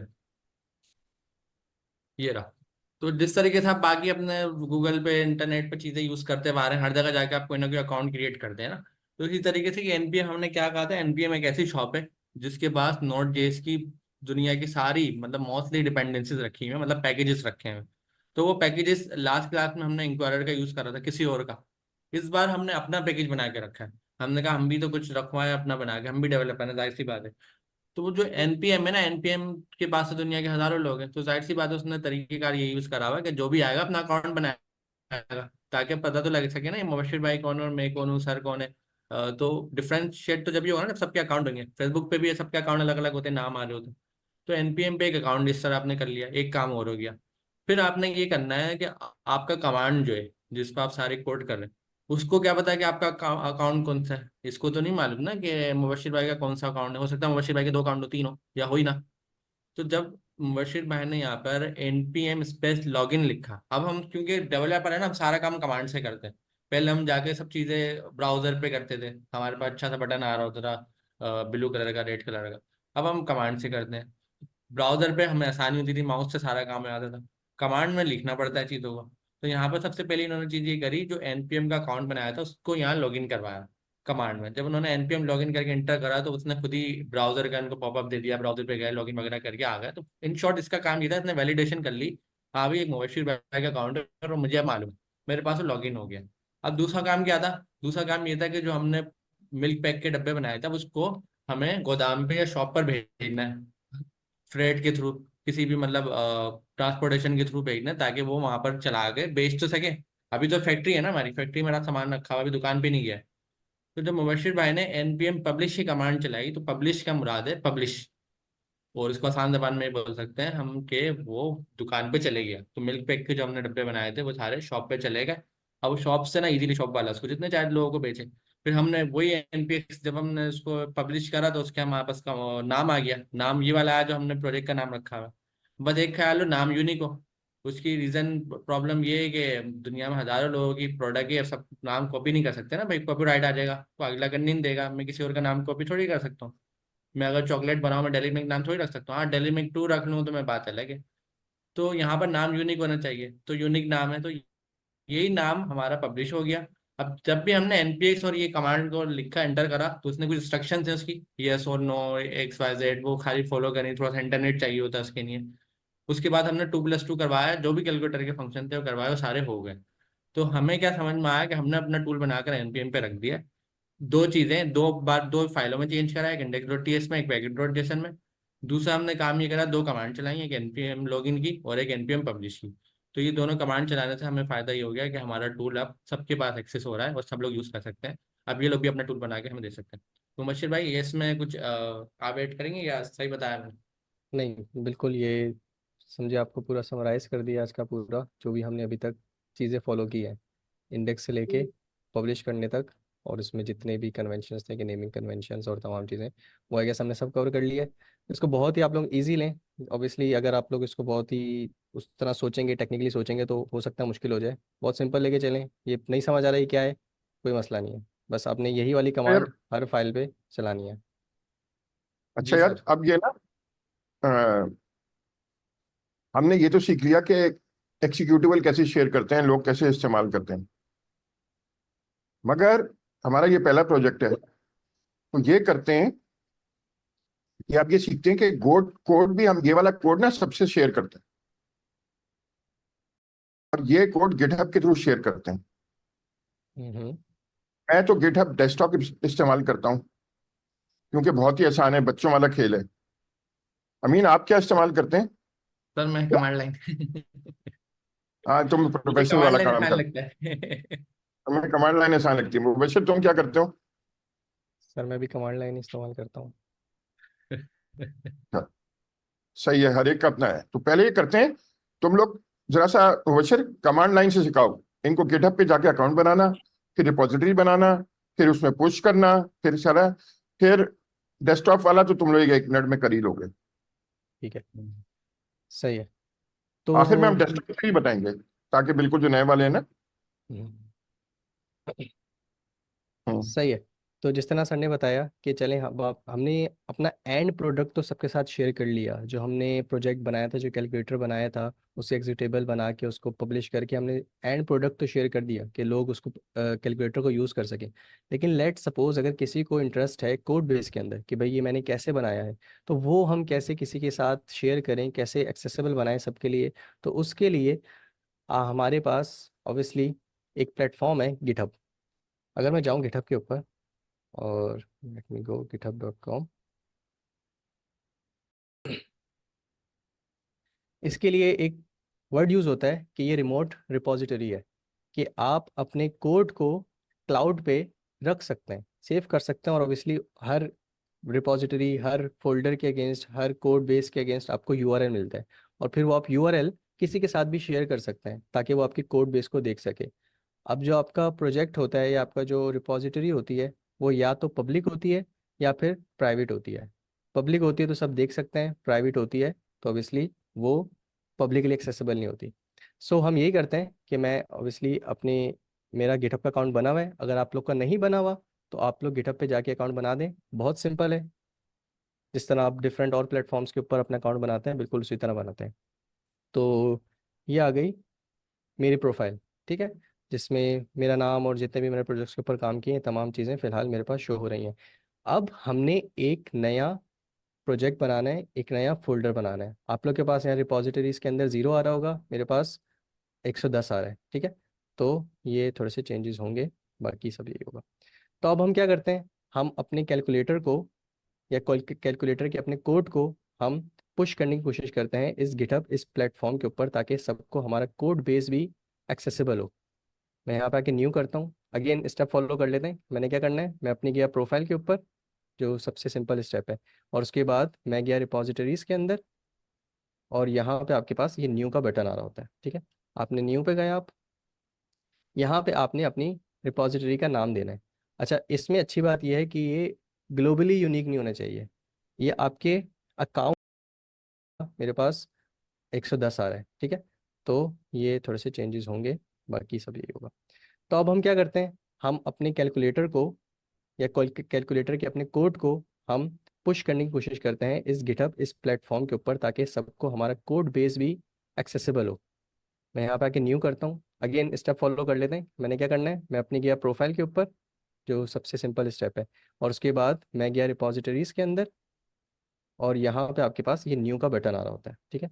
आपने न्यू पे गए, आप यहाँ पे आपने अपनी रिपॉजिटरी का नाम देना है। अच्छा, इसमें अच्छी बात यह है कि कैलकुलेटर नहीं बना सकता। इसमें ये नहीं है कि इन जनरल के सब अकाउंट्स में इस नाम का नहीं होना चाहिए, ऐसा नहीं, बस मेरे अकाउंट में ये नेम यूनिक होना चाहिए। तो यहाँ पे मैं बोल देता हूँ कि भाई सिंपल कैलकुलेटर, वो नीचे वैलिडेट भी कर रहा होता है कि ये मौजूद है कि नहीं है। तो सिंपल कैलकुलेटर मेरे पास अवेलेबल है, मैं इसको यूज़ कर सकता हूँ। अब दूसरी बात, आप डिस्क्रिप्शन दे सकते हैं, it's all up to you. अगर आप देना चाहें तो फॉर एग्जांपल मैं आप छोटी सी डिस्क्रिप्शन देता हूँ कि भाई this is a simple calculator, ठीक है। अब इसकी एक्सेसिबिलिटी, कि ये सबके लिए अवेलेबल होना चाहिए या सिर्फ कुछ स्पेसिफिक लोगों के लिए, अगर आपकी ऑर्गेनाइजेशन है, अगर आपकी ऑर्गेनाइजेशन नहीं है तो सिर्फ आपके लिए ही अवेलेबल हो। तो मैंने ये सबके लिए अवेलेबल करना है, ठीक है। बाकी और भी इसमें कुछ चीज़ें, अभी हम इन चीज़ों में नहीं पढ़ते कि भाई कैसे आप इनिशियलाइज कर सकते हैं कि रिपॉजिटरी के अंदर एक रीडमी फाइल, या फिर गिट इग्नोर क्या होता है, लाइसेंसिंग क्या होती है, अभी हम उसमें नहीं आते, ठीक है। बस मैं क्या करता हूँ, इन तमाम कॉन्फ़िगरेशंस के साथ, इन तमाम सेटिंग्स के साथ अपना रिपॉजिटरी को क्रिएट कर देता हूँ। बिल्कुल सही है, मेरी रिपॉजिटरी बन चुकी है। आप देख सकते हैं सिंपल कैलकुलेटर एक पब्लिक डायरेक्टरी या एक पब्लिक रिपो, रिपो बोलते हैं इसको, रिपॉजिटरी को, रिपो बन चुकी है। और ये कुछ सेट ऑफ कमांड्स हैं जो उसने मुझे बोला है कि आप अपने लोकल कोड बेस के अंदर जाके ऐड करें। तो फिर क्या होगा, आपका लोकल कोड बेस और ये गिट की रिमोट रिपो लिंक हो जाएगी। इससे मदद क्या होगी, इससे फ़ायदा क्या होगा, फिर मैं आराम से अपना कोड, जिस तरह अभी मैं लॉगिन होने के बाद एनपीएम पे अपना कोड एनपीएम रिपॉजिटरी के ऊपर पुश कर रहा था, उसी तरह अब मैं जब ये कमांड्स में तमाम एग्जीक्यूट कर लूँगा अपने प्रोजेक्ट के अंदर, फिर ये होगा कि मैं अपने कोड को भी इस रिपो के अंदर पुश कर सकता हूँ। लेकिन फ़र्क बस ये होगा कि वो पैकेज एंड रिजल्ट जो हमारा था वो पब्लिश हो रहा था, यहाँ पे हमारा कोड बेस जा रहा होगा। यहाँ तक किसी को कुछ ऐड करना है, किसी ने? जबरदस्त काम हो गया। पहले आपने एनपीएम पे एक अकाउंट बनाया था, उसी तरह आपने कहा है गिटहब पे अकाउंट बनाना है, तो दोनों चीजें बिल्कुल, सिमिलर है। उसके बाद एब्सोल्युटली। आपने एक एडिशनल काम ये करा है, जिस तरीके से हम क्या करते थे, जब हम कोई भी कोड कर रहे थे ना, हम फोल्डर बनाते थे। तो आप हमने गिटहब पे भी आके ना, समझ लें एक तरह का रिपोजिटरी बनाई है। रिपोजिटरी मतलब जहाँ पर हम अपना सारा कोड रखेंगे। फोल्डर में भी हम यही करते थे, फोल्डर बनाते थे, उसमें सारा कोड रखते थे, समझ लें इनके ऐसे फोल्डर। यहाँ पे एक रिपोजिटरी बनाई है। जब हमने रिपोजिटरी बनाई तो उसने 2-3 सवाल पूछे, नाम पूछा, थोड़ी सी डिस्क्रिप्शन पूछ ली, बस जो जो सवाल के जवाब नॉर्मल होते हैं एक फोल्डर बनाते हुए भी, वही नाम से यहाँ दे दिए। जब बनाए तो वो कंप्लीट बन गया, सारा काम हो गया। अब उसने ये बताया इस रिपोजिटरी को यूज कैसे करना है, तो ये इंस्ट्रक्शन लिखी हुई है उसने। अच्छा, इस इंस्ट्रक्शन के शुरू में एक लिखा हुआ है GIT, गिट। तो इसका मतलब ये कोई टूल है जिसको हमें इंस्टॉल भी करना होगा। जी सर। ठीक है, तो ऑब्वियसली अब गिटहब तो एक रिमोट हमारे पास रिपो है जहाँ पे हम अपना कोड होस्ट कर सकते हैं ताकि हम लोगों के साथ शेयर कर सकें। लेकिन अब लोकली भी तो कोई ऐसा एजेंट हमारे पास मौजूद होना चाहिए है जो कि बेसिकली जानता हो कि वाकई ही कैसे हमें अपना जो लोकल कोड है वो इस गिटहब के ऊपर पुश करना है। तो वो आता है ये गिट। ये गिट भी आपको लोकली इंस्टॉल करना पड़ेगा। ये गिट इंस्टॉल करने से फिर आप क्या कर सकते हैं, अपने पूरे कोड की वर्जन मैनेजमेंट कर सकते हैं, अपने पूरे कोड का ट्रैक रख सकते हैं, और इसी की मदद से आप अपने कोड को गिटहब के ऊपर पुश कर सकते हैं। सो अब इसको इंस्टॉल कैसे करना है, वो बहुत सिंपल है। आप इसको गूगल कीजिए, कर लीजिएगा, आपके पास डिफरेंट कमांड्स आ जाएंगी, या आपके साथ लिंक शेयर कर दिया जाएगा कि गिट कैसे इंस्टॉल करना है। आई गेस अमीन भाई अभी के लिए सही है। अभी के नहीं है। अच्छा, जैसे उनको इतना बता दें कि अपना कोड ना पुश कर सकें, बस इतना कर दें, शॉर्ट में ही रखें। हम्म। गिट नहीं आई इंस्टॉल कर गेस। लेते हैं और गिटहब का और डेस्कटॉप सर ने जो बताया था गिटहब डेस्कटॉप वो इंस्टॉल कर लेते हैं, दो चीज़ ठीक इंस्टॉल कर लेते ठीक है, सही है। तो मैं आता हूँ अपने दोबारा कोड पे। गिट मेरे पास पहले ही प्री इंस्टॉल्ड है, आप लोग को इंस्टॉल करना पड़ेगा। ठीक है, किस तरह, बिल्कुल उसी तरह जिस तरह आपने टाइप स्क्रिप्ट इंस्टॉल की थी, जिस तरह आपने डिफरेंट और टूल्स इंस्टॉल किए थे, इसी तरह गिट भी आप इंस्टॉल कर सकते हैं अगर आप कमांड लाइन प्रेफर करते हैं। अगर आप कमांड लाइन प्रेफर नहीं करते तो और भी टूल हैं जिसकी मदद से आप ये काम कर सकते हैं। वो कौन सा है, वो है गिटहब डेस्कटॉप। तो यहाँ पे अगर आप ऊपर हैं। हैं तो आपके ऑप्शन पास हमारे एक पास बहुत हैं। ऑप्शन से बिल्कुल। मुराद है हमारे पास VS कोड के थ्रू भी पुश होता है। ऐसा लेकिन ही है। सर क्या करें, VS कोड वाला पुश करें या गिटहब डेस्कटॉप वाला करें या कमांड लाइन वाला? सर से अभी डिस्कशन। शुरू में कमांड लाइन वाला करें फिर डेस्कटॉप वाला करेंगे। ठीक है, अच्छा, कमांड लाइन वाला पहले करें, सही है। सही। तो अब हम क्या करते हैं, हम स्टार्ट करते हैं इन तमाम इंस्ट्रक्शंस के साथ जो इन्होंने हमें बताई है कि हमने किस तरह बेसिकली अपने प्रोजेक्ट के अंदर इस रिमोट रिपो को इंटीग्रेट करना है या इसको मैप करना है, ताकि हम अपने कोड को इस रिपो में, जो सिंपल कैलकुलेटर की रिपो बनी है, इसमें पुश कर सकें, या फोल्डर बना है इसमें पुश कर सकें।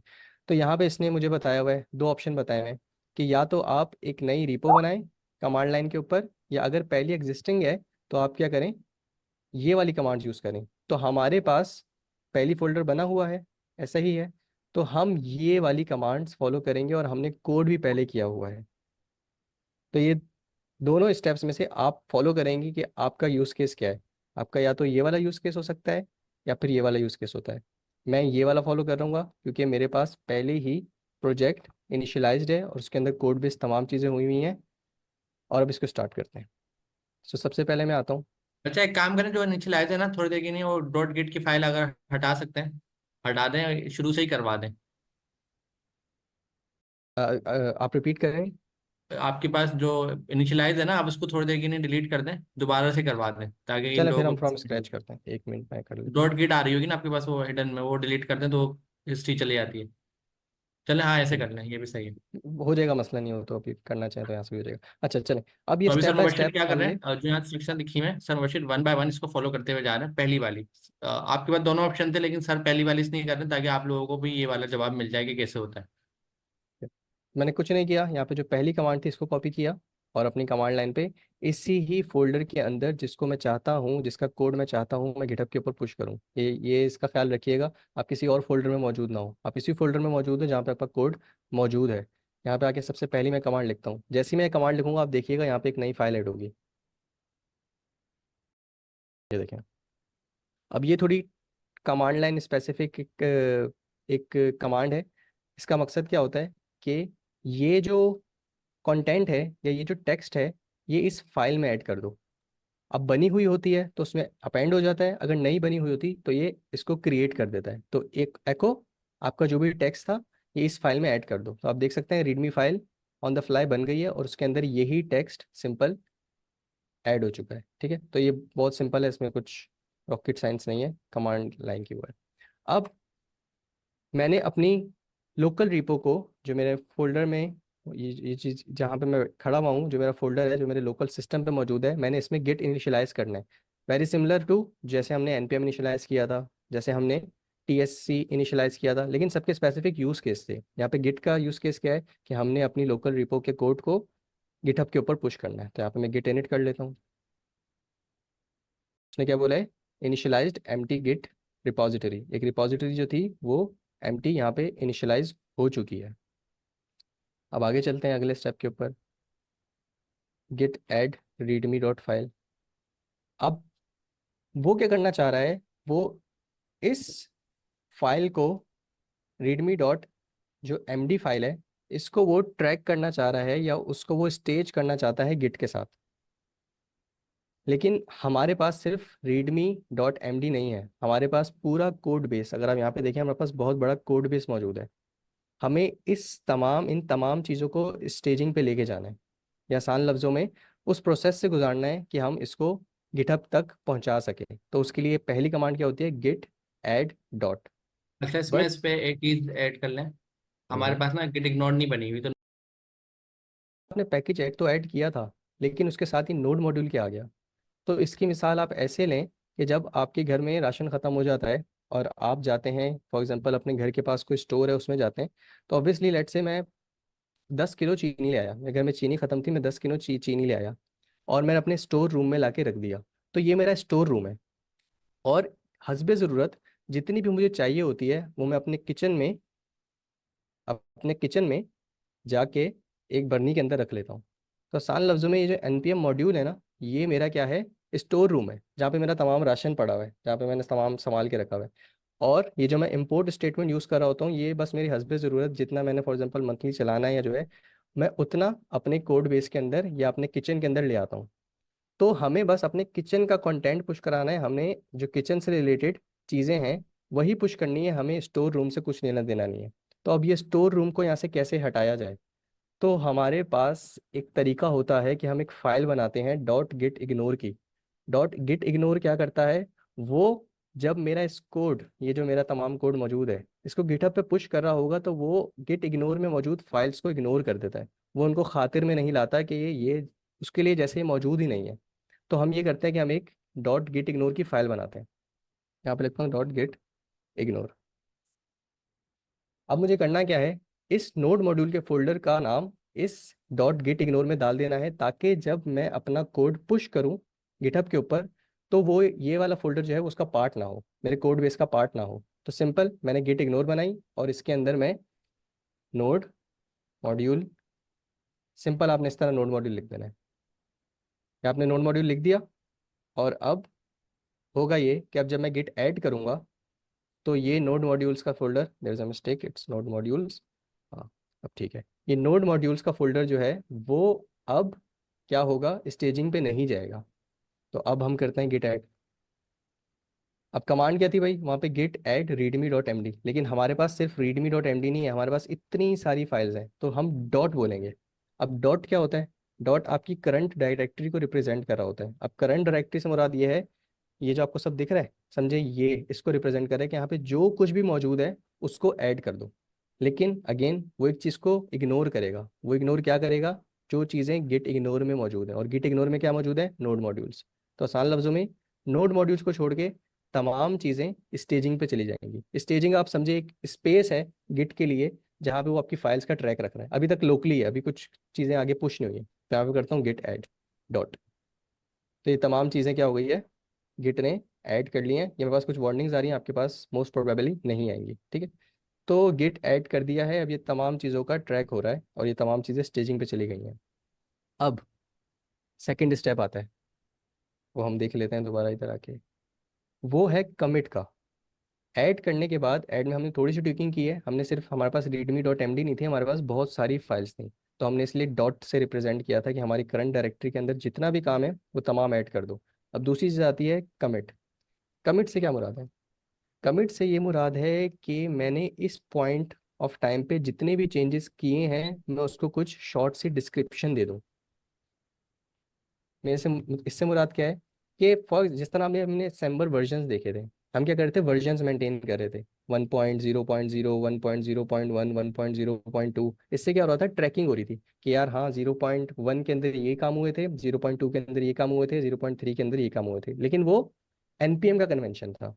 गिट का कन्वेंशन क्या है? गिट बोलता है कि आप अपने करंट चेंजेस के साथ एक मैसेज टैग कर दें, ताकि जब भी कोई आपके कोड बेस से गुजर रहा हो गिटहब पे, तो उसको पता चल जाए कि हाँ यार, ये जो कोड पुश हुआ था इसमें ये चेंजेस हुए थे। अब मैं बता देता हूँ कैसे। फॉर एग्जांपल मैं बोलूँ इस पॉइंट पे मैंने क्या किया है? Push my calculator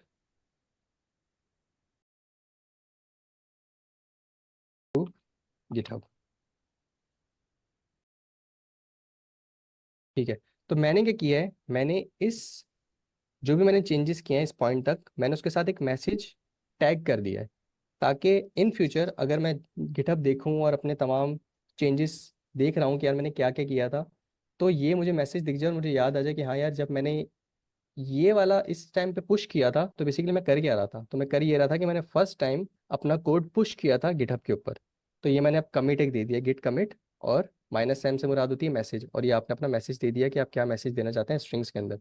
it's all up to you, single quote भी दे सकते हैं और डबल कोड्स भी दे सकते हैं। मैं इंटर करता हूँ, तो ये तमाम चीज़ें क्या हुआ है, अब कमिट हो चुकी हैं।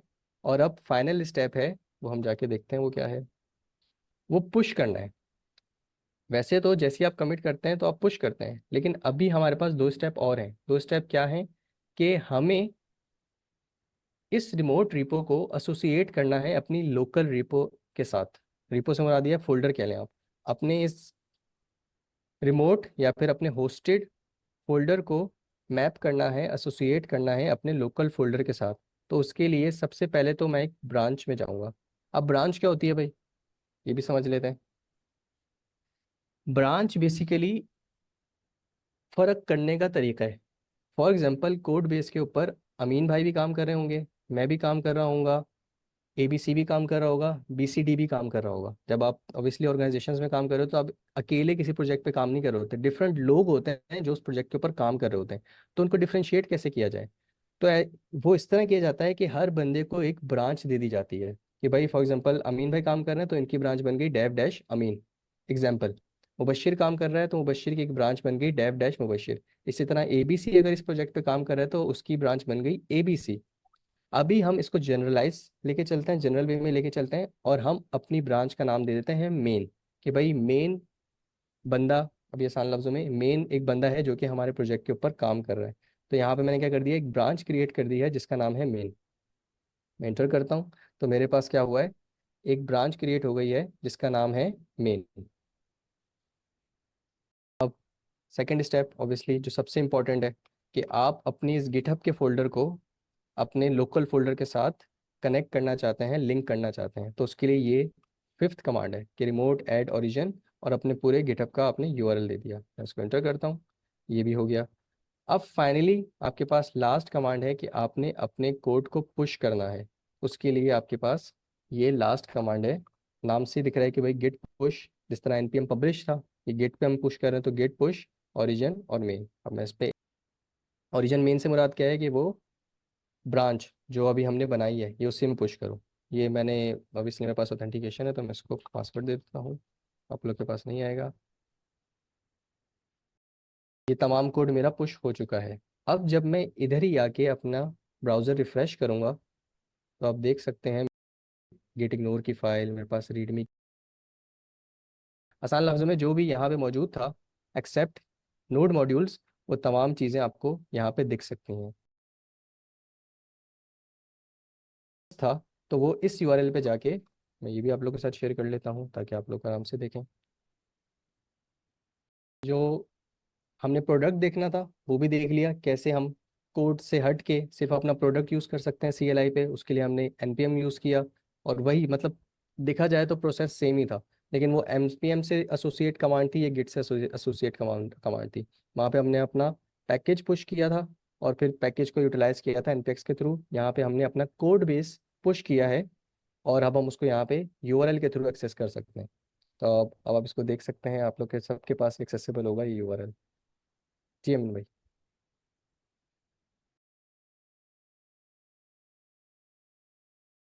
बहुत जबरदस्त। अच्छा, आपका कोड का लिंक मैंने लाइव स्ट्रीमिंग पे भी शेयर कर दिया है। तो सारा काम हमारा हो गया है कमांड्स का। आपने को ने देख लिया कि क्या आप लोगों को एक प्रॉब्लम आएगी, मोस्टली स्टूडेंट्स को आती है। वो प्रॉब्लम जो होती है कि लॉगिन की। अभी आपने एनपीएम वाले केस में देखा था कि सर ने एनपीएम लॉगिन चलाया था तो उससे लॉगिन हो गया था, लेकिन गिटहब वाले केस में सर ने गिटहब लॉगिन तो नहीं चलाया कहीं भी। तो ये एक छोटी सी प्रॉब्लम है, जब आप चलाएंगे ना वो खुद ही ऑटो पॉपअप देता है, ऑटो तरीके कार देता है कि आप लॉगिन कर लें। लेकिन ज्यादातर स्टूडेंट ऐसे हैं जो किसी और का लैपटॉप यूज कर रहे होंगे, तो उनके पास एक कॉन्फ्लिक्ट फाइल का इशू आता है, दो तीन इशू आते हैं। तो वो इशू तो आएंगे, उसको फिर ओवरकम कैसे करें, कैसे मैनेज करें। तो सबसे आसान तरीका गिटहब डेस्कटॉप का, वो काफ़ी आसान तरीके से हो जाता है। मैं गिटहब डेस्कटॉप बिल्कुल यूज़ नहीं कर रहा था मुझे, क्योंकि मेरे हाथ पे मगर सेट अभी नहीं है। गिटहब डेस्कटॉप जाने से पहले अमीन अमीन एक काम जी करें, जी कोई सर। कोड में चेंज कराएं और एक और चेंज पुश कराएं। जी चलें, ठीक है सर। बिल्कुल बहुत अच्छी एक सजेशन आई है सरजा की तरफ से कि जिस तरह हमने अभी एनपीएम के लिए हमने वर्जन चेंज किए थे इधर जाके, और फिर उसको पुश किया था, और फिर हम देख रहे थे एनपीएम पे जाके कि हमारे तमाम जो वर्जन्स थे वो मेंटेन हो रहे थे वर्जन के नंबर के हिसाब से, जो भी कन्वेंशन था। अब बात आती है कि भाई गिटहब पे ये चीज़ कैसे हो, तो वो देख लेते हैं। अभी मैं दोबारा इसको थोड़ा जूम आउट करता हूँ ताकि मेरे लिए थोड़ा इजी हो। ये दिख रहा है कोड, कोई इशू तो नहीं है अमीन भाई? तो भाई एक चीज, एक काम करें, जी जरा गिटहब पे जाएं और गिटहब पे जाके जो जो वहां पे भी फाइल आपकी इसकी dex.ps की फाइल बनी हुई है, जरा वो दिखा दें कि वहां पे इसका करंट स्टेटस क्या है, और जब आप चेंज करेंगे और चेंज करने के बाद उसके अंदर चेंज किस तरीके से नजर आएगा। पहले अभी यहाँ बिल्कुल। दिखा दें ये कोड हाँ। और आप मशीन का कोड एग्जैक्टली सेम है। हम्म, बिल्कुल। जिस तरह सर फैसल ने बताया है कि अभी ये मेरी करंट स्टेट है जहाँ पे अभी मैं लोकली भी खड़ा हुआ हूँ, और गिटहब पे मैंने पुश किया है, मैं वहाँ पे भी इसी पॉइंट पे खड़ा हुआ हूँ। आप बिल्कुल मैच भी कर सकते हैं, ये कोड बिल्कुल वही है जो कि मेरे पास लोकली मौजूद होगा। अगर मैं देखूँ तो ये लाइन नंबर 26 पे खत्म हो रहा है और लाइन नंबर 1 पे शुरू हो रहा है। ऑब्वियसली ऐसे ही है। यहाँ पे मैं भी देख लेता हूँ कि मेरा कोड कहाँ पे जाके एंड हो रहा है, लाइन नंबर 26 पे, और 1 पे स्टार्ट हुआ था, और कोड इटसेल्फ भी बिल्कुल सेम टू सेम है। अब मैं कुछ इसमें चेंजेस कर लेता हूँ। चेंजेस से मुराद है मैं इसमें कुछ बहुत ही माइनर से चेंज करता हूँ। फॉर एग्जांपल मैं यहाँ पे आके बोल देता हूँ कि भाई inter your first number, inter your second number. ठीक है, दोबारा मैं गिटहब पे अगर दिखाऊं तो यहाँ पे क्या लिखा हुआ है, inter first number, inter second number, कहीं योर का कॉन्सेप्ट नहीं मौजूद। और थोड़े लाइंस में भी ट्विकिंग करते हैं, लाइन भी यहाँ पे चेंज कर देते हैं। फॉर एग्जांपल मैं यहाँ पे एक्सप्लिसिट वे में जाके कुछ कंसोल कर देता हूँ। मैं बोल देता हूँ कि भाई द एंड। सही है, तो यहाँ पे लाइंस ऑफ कोड भी बढ़ गए। कोड में एक्चुअली हमने चेंजेस कर दिए हैं और लाइंस ऑफ कोड भी बढ़ गए हैं देखने के लिए बस। अब हुआ क्या है, मैंने फाइल के अंदर चेंज किया है, अब इसको कैसे गिटहब पे भेजूं? तो फर्स्ट जो स्टेप था, जो इंट्रोड्यूस कराने का स्टेप था, जो अभी तक हमने फॉलो किया है, वो रिलेटिवली मुश्किल था। जब आपने एक बार वो तमाम स्टेप्स फॉलो कर लिए, उसके बाद तो बहुत आसान है। उसके बाद समझे आपने टोटल 3 कमांड्स ही चलानी है। आपने ऐड करना है, आपने कमिट करना है, और आपने पुश करना है। इनिशियली ऑब्वियसली क्योंकि आप फर्स्ट टाइम लिंक कर रहे होते हैं, कनेक्ट कर रहे होते हैं गिटहब को अपने लोकल फोल्डर के साथ, तो उसके लिए जिस तरह हमने देखा था कि बहुत सारी कमांड्स थी वो फॉलो करनी पड़ती हैं। लेकिन एक बार जब आपने ये काम कर लिया और उसके बाद फर्दर आपने अपने कोड के अंदर चेंजेस किए, उसको गिटहब पे भेजने चाहा आप लोगों ने, तो वो बहुत आसान होता है। देख लेते हैं। सबसे पहले वही कि आप क्या करते हैं, git add dot. I guess इस पॉइंट पे हम डॉट ही लेके चलें, वरना कंफ्यूजिंग होगा। लोग डिफरेंट फाइल्स के अंदर चेंजेस करेंगे और फिर बोलेंगे कि भाई एक ही फाइल गई है उस तरह। तो आप लोग भी इस पॉइंट पे अभी यही प्रैक्टिस बनाएं कि आप डॉट, डॉट से क्या होगा कि आपके सोर्स कोड के अंदर जितनी फाइल्स के अंदर भी चेंजेस होंगे वो तमाम ऐड हो जाएंगे। गिट उसका ट्रैक कर लेगा आपके चेंजेस को। ठीक है, यहाँ पे मैंने कर दिया gate add dot.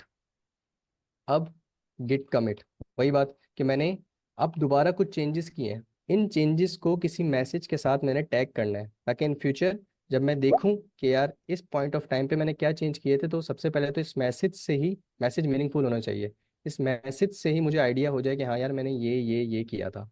So let's say मैं कमिट करता हूँ और मैं वो बोलता हूँ कि भाई tweak the text and edit console at the end.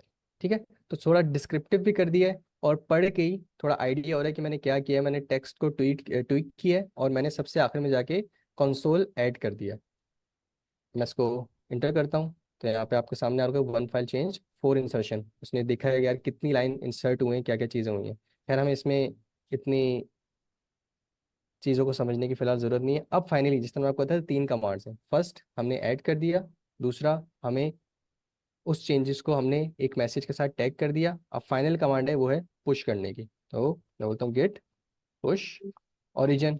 Origin से क्या मुराद है भाई? ओरिजिन बेसिकली रिप्रेजेंट कर रही है आपकी उस रिमोट रिपॉजिटरी को जो हमारे पास ये है, ये है। ठीक है, इसको फॉर एग्जांपल अभी आप समझे कि इसको वो ओरिजिन बोल रहे हैं।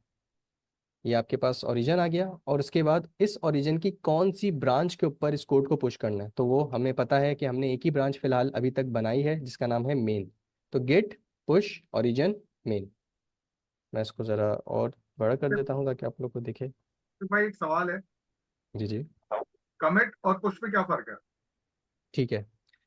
कमिट जो आपने किया है, ये इस पॉइंट तक, ऐड को भी इंक्लूड कर लेते हैं। ऐड जो आपने किया है और कमिट जो आपने किया है, इस पॉइंट तक गिटहब को कुछ नहीं पता कि आपके कोड बेस में क्या हुआ है। सही है। जब आप पुश करेंगे तब बेसिकली इन चेंजेस के साथ जो आपने किए हैं उनके साथ ये मैसेज टैग होगा, और आप देखेंगे अभी जो फाइल मैंने चेंज की है ना उसके साथ ये वाला मैसेज आ रहा होगा। तो बेसिकली इस पॉइंट पे जो हमने दो कमांड रन किए हैं, इस पॉइंट तक गिटहब को कुछ नहीं पता कि हमारे लोकल फोल्डर के अंदर कुछ चेंजेस हुए हैं। जब मैं इसको पुश कर दूंगा तब बेसिकली ये जो चेंजेस हैं वो गिटहब के ऊपर जाके रिफ्लेक्ट होंगे।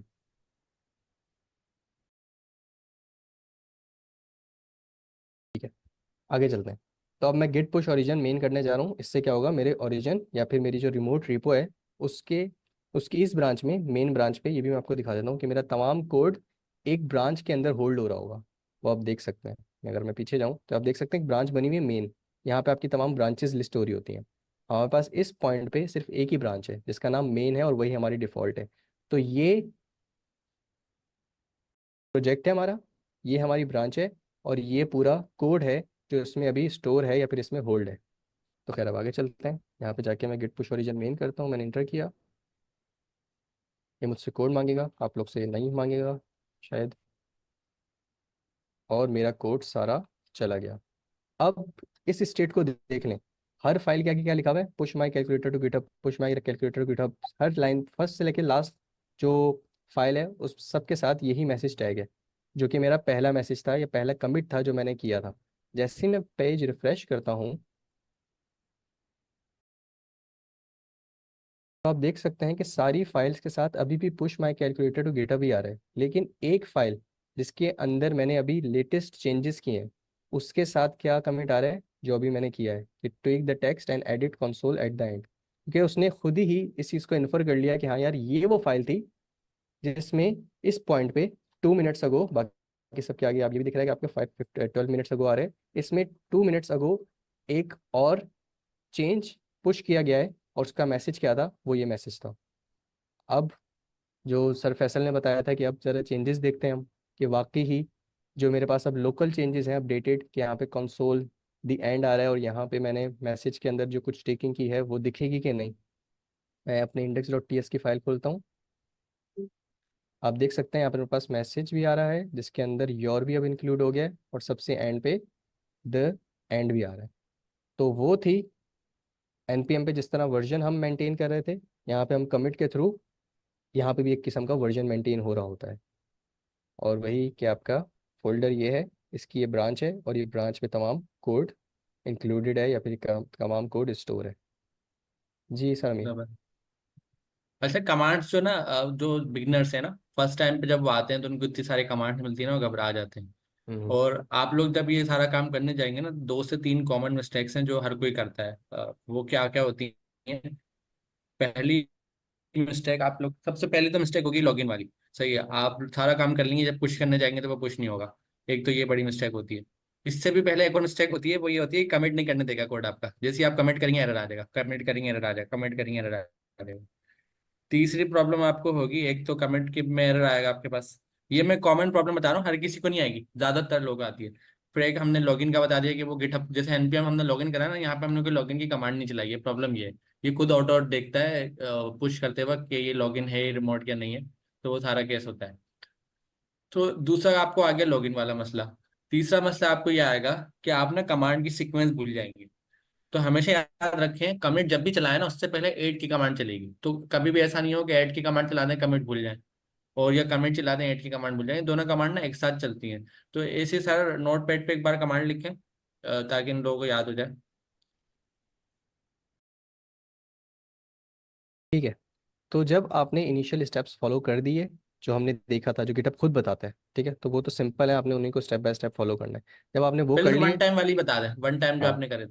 उसके बाद जो सिंपल जो हमने देखा था कि 3 कमांड्स हैं जो हम हर बार फॉलो करेंगे, वो ये है, मैं यहाँ पे लिख देता हूँ। चलिए अब मैं ज़रा ऊपर आ जाता हूँ। सबसे पहली कमांड है गेट ऐड डॉट। दिख रही है स्क्रीन, सही विजिबल है? ठीक है। जी ये सबसे पहली कमांड है। इससे क्या होगा, आपने जितने भी चेंजेस किए होंगे वो आपकी लोकली ही एक स्पेस में आसान लफ्जों में पहुंच जाएंगे। ठीक है, इससे ये होगा गिट कमिट -m और आपका जो भी मैसेज है, but it should be meaning,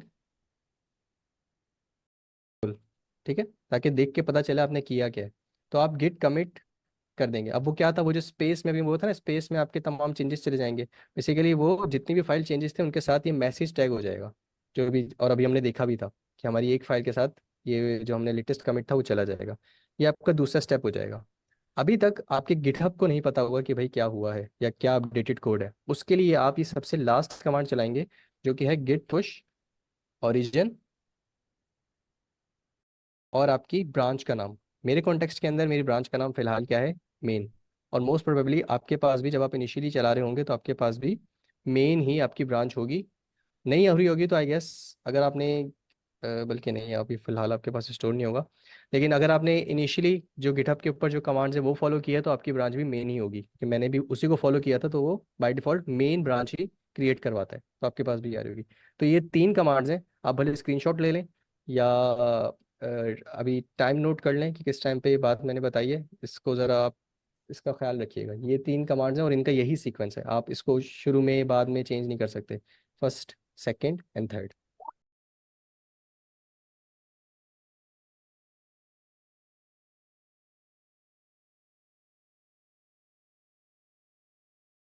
ठीक है, वो हम देख लेते हैं क्योंकि हमें पता है कि यहाँ से उनमें से सबसे पहली कमांड हमने की थी गिट इनिट। हम्म गेट इनिट, तो उसी तरह जिस तरह हमने npm init किया था, tsc init किया था, तो वो हमने बस इनिशियली कर लिया था। उसके बाद ऐसा नहीं हुआ था कि मैं कोड चेंज कर रहा हूँ तो मैं दोबारा npm init या फिर tsc init कर रहा हूँ, ऐसा नहीं हुआ था। तो सेम गोज फॉर गिट, कि आपने गिट को जब फर्स्ट टाइम इनिट कर दिया है, इनिशियलाइज कर दिया है, तो बस आपका काम हो गया है।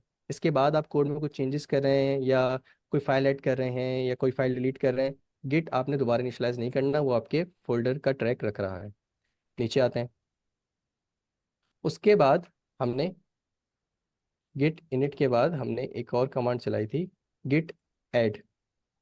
उस पॉइंट पे भी हमने गिट ऐड चलाया था, जिससे हमारे तमाम लोकल चेंजेस ऑब्वियसली ऐड हो गए थे। और फिर हमने कमांड चलाई थी गिट कमिट की, ये वाली, कि उस पॉइंट पे हमारे पास जितने भी फाइल चेंजेस थे बेसिकली वो कमिट आउट हो गए थे। उसके बाद हमने ये कमांड्स चलाई थी जो कि कुछ यूनिक थी हमारे लिए, और ये हम बस इनिशियली जब फर्स्ट टाइम अपनी लोकल रिपो को, अपने लोकल फोल्डर को गिटहब के साथ लिंक कर रहे होते हैं तब हम चलाते हैं। उसके बाद हम इस पॉइंट पे अभी के लिए आप समझें कि हम दोबारा नहीं चलाएंगे। तो ये आपके पास आ गया कि आपने एक नई ब्रांच बना ली और उसको डिफ़ॉल्ट ब्रांच का नाम दे दिया आपने मेन का। उसके बाद हमने ये किया कि चलो हमने ब्रांच तो बना दी, लेकिन ब्रांच का तो पता चल गया, मतलब हमें ये तो पता चल गया, लेकिन इसका कौन बताएगा कि कौन सा प्रोजेक्ट है। तो हमने इस पॉइंट पे ये वाला काम किया था कि हमने अपनी उस रिमोट रिपो को, रिमोट से मुराद है आप समझे कि भाई होस्टेड है, वेब पे मौजूद है, ठीक है। तो हमने अपनी रिमोट रिपो को, अच्छा अगर आप गौर से कमांड को पढ़ने की कोशिश करें तो ये पूरा बता रहा होता है कि भाई आपने रिमोट पे ऐड किया एक ओरिजिन, और वो आपके पूरा जो होस्टेड गिटहब का यूआरएल है वो आ जाता है आपके पास, ठीक है। या आपने वो पास किया था। और उसके बाद फाइनली आपने git push -u origin main किया था। ये फर्स्ट टाइम -u का आप फ्लैग देंगे, उसके बाद जब भी आप पुश करेंगे तो यहाँ पे हमने देखा है कि हम बस फिर पुश ओरिजिन मेन करेंगे, ये हम फॉलो करेंगे। जबरदस्त। तो कुछ स्टेप ऐसे हैं जो वन टाइम वाले हैं और कुछ स्टेप ऐसे हैं जो रिपीटेड है, हम्म मतलब जब भी कोई चेंज करा तो वो रिपीटेड ले जाने हम्म। के। लेकिन अच्छी बात यह है, जो वन अब टाइम है ये वो शुरू में गिटहब खुद जाहिर है थोड़ा बताता सा है। आप लोगों को एडवांस लगेगा, लेकिन ये वीडियो रिकॉर्डेड है। ये वीडियो रिकॉर्डेड है, टेंशन नहीं है अगर किसी को एडवांस लग रहा है। तो हम कोशिश करेंगे क्लासेस में भी ना, जो आपकी ऑन साइट क्लासेस हैं उसको थोड़ा बिगिनिंग लेवल से आसान तरीके से आपको पढ़ा दें क्लास में, ताकि आप इसको समझ जाएं। तो सर कुछ और ऐड करना है अभी, क्योंकि टाइम तो जी हाँ, हमारा जो ऑलमोस्ट टाइम है पूरा, मगर हम 20। आखिरी चीज कर देते हैं डेस्कटॉप। जिस तरह मैं करता हूँ ना, क्योंकि मेरी अकल है कम, मुझे याद रहती नहीं है कमांड्स। तो सबसे पहले क्या करना, हम्म स्टेप करना अच्छा, है, डेस्कटॉप इंस्टॉल करें। GitHub desktop. ठीक है। ठीक। तो कुछ नहीं करना, आपने गूगल पे आना है और गूगल पे आके आपने लिखना है गिटहब डेस्कटॉप। ठीक है, जैसे ही आप गूगल डेस्कटॉप लिखेंगे, सर्च करेंगे, तो जो फर्स्ट लिंक आएगा आपने इसको खोल लेना है। मैंने इसको खोल लिया। वो खुद ही आपके ऑपरेटिंग सिस्टम का पता लगा लेगा और आपको उसके हिसाब से लिंक या फिर ये बटन शो कर देगा कि भाई आपने, आपके पास गिटहब डेस्कटॉप आप डाउनलोड कर लें, आप विंडोज़ के ऊपर हैं और जो भी आपका आर्किटेक्चर है, मेरे पास 64 बिट है। तो ये आप ऑब्वियसली आप डाउनलोड कर लेंगे, मैं सेव कर लेता हूँ डाउनलोड फोल्डर में। अच्छा, ये बहुत स्ट्रेट फॉरवर्ड स्टेप है, तो प्लीज़ इस पे ना आप थोड़ा फोकस कीजिएगा। इससे ये फ़ायदा होगा कि जो अभी पिछले कुछ मुश्किलात आप लोग को लग रही होंगी वो आपकी काफ़ी आसान हो जाएंगी इससे। इससे गिटहब इस्तेमाल करना बड़ा इजी है। ठीक है।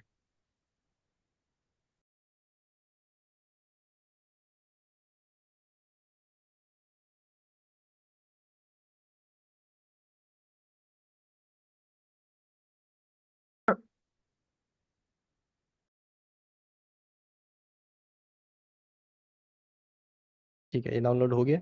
अब मैं इसको ओपन कर लेता हूँ। जी। अच्छा, ये पैरेलल तरीका है, या तो कमांड लाइन से कर लें या गिटहब डेस्कटॉप से कर लें। बिल्कुल, ये सेटअप हो रहा है।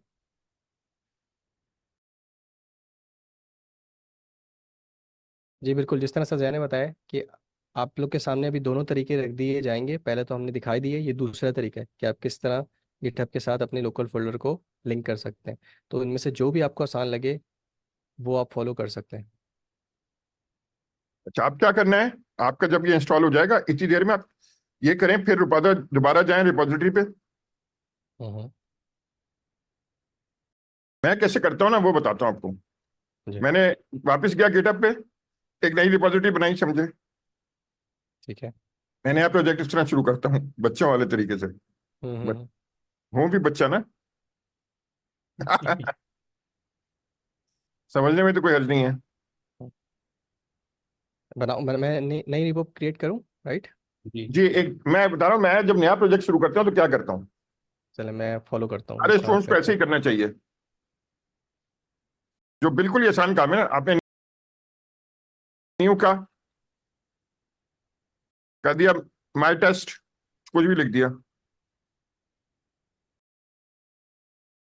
आपने पब्लिक बनाई, ठीक है, रीड भी फाइल ऐड कर दें,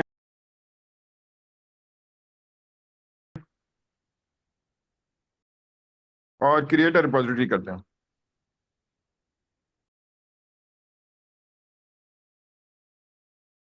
अब माई टेस्ट रिपोजिटरी बन गई। अब मैं ये जो ब्लू रंग है बटन है इस पे जाइए, ओपन इन गिटहब डेस्कटॉप। अच्छा, first I need to log in on my GitHub.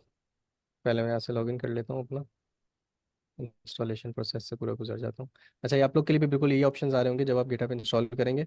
आप वो आपको बोलेगा कि आप अपने गिटहब से लॉगिन कर लें, तो मेक श्योर कि आपका गिटहब पे पहले अकाउंट बना हुआ हो। तो मैं बिल्कुल ये कर लेता हूँ, मैं यहाँ से ऑथराइज कर लेता हूँ अपने गिटहब डेस्कटॉप को। और just give me a moment, मैं इसमें टू लॉगिन फैक्टर कर। ऑथेंटिकेशन अब गिटहब में डिपॉजिट बाय डिफॉल्ट हो गई है। तो हाँ आपको जी। माइक्रोसॉफ्ट का दो तीन तरीके हैं। ऑथेंटिकेटर। मैंने माइक्रोसॉफ्ट का ऑथेंटिकेटर इंस्टॉल किया हुआ है, उसमें नंबर आ जाएगा एक, वो नंबर यहाँ कॉपी करेंगे तो अलाउ हो जाएगा। हम्म। टू फैक्टर ऑथेंटिकेशन का बड़ा फायदा है। अगर आपका पासवर्ड किसी से शेयर हो गया, किसी के पास गलती से चले गया, या किसी ने गेस कर लिया आपका पासवर्ड, हो सकता है ना आपका कोई कोलीग उसने गेस कर लिया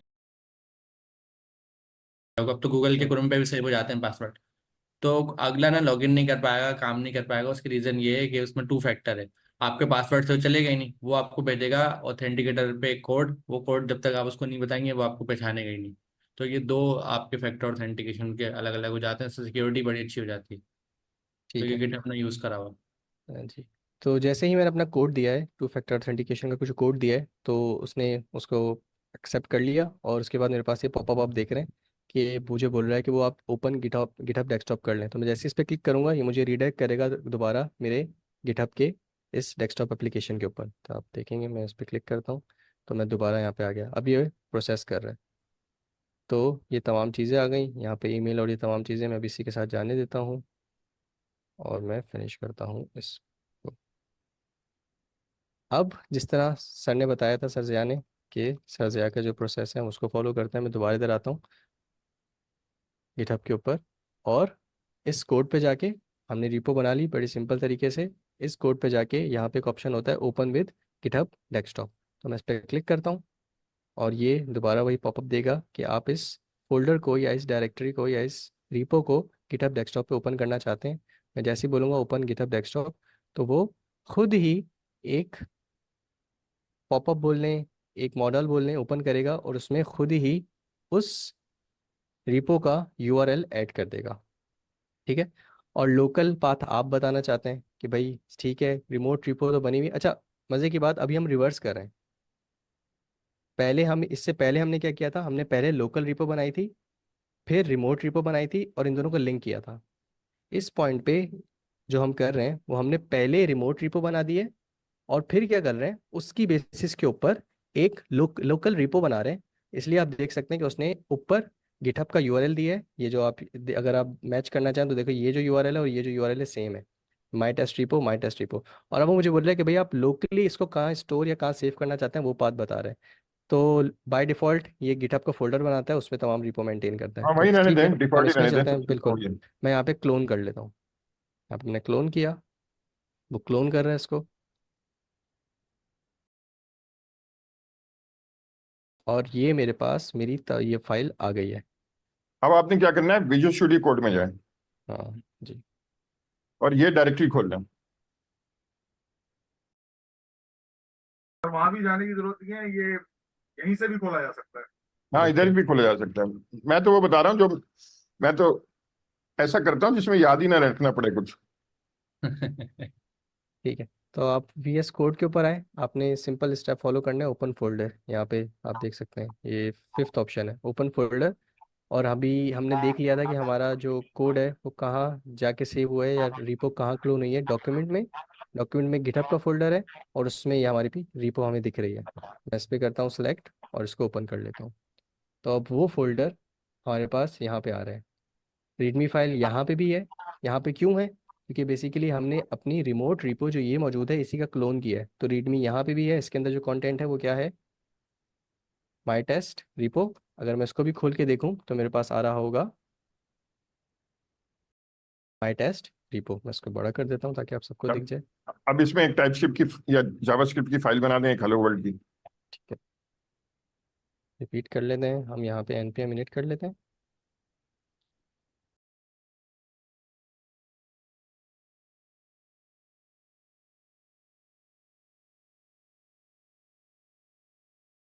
यहाँ पे आपके पास पैकेज डॉट,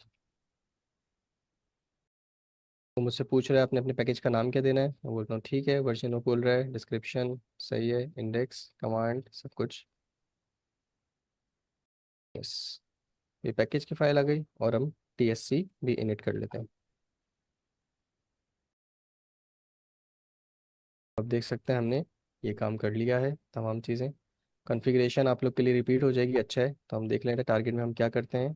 हम ES 2022 ऐड करते हैं।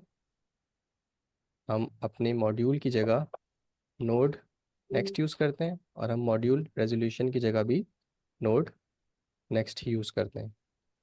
और फाइनल चेंज हम देख लेते हैं, हमें क्या करना है। वो ये है कि हम अपनी पैकेज डॉट जेसन के अंदर आके यहाँ पे टाइप पास कर देते हैं जो कि है मॉड्यूल। ठीक है, तो ये बेसिक चेंजेस थे। अब हम अपनी फाइल बना सकते हैं, index.ts। और यहाँ पे कुछ नहीं करते, बस एक simple let greet is equal to hello, और इसको नीचे लॉक कर देते हैं ग्रीट। कुछ भी नहीं किया, एक वेरिएबल बनाया और उसको लॉक कर दिया है। मैं इसको कंपाइल कर लेता हूँ। और अब जब हम यहाँ पे जाएंगे अपने गिटहब डेस्कटॉप पे, तो आप देख सकते हैं कि वो खुद ही इन तमाम चीज़ों का ट्रैक रख रहा है। अब हमें कोई कमांड यूज़ करने की ज़रूरत नहीं है। सर जी, आप कुछ ऐड करना चाहेंगे। हाँ जी।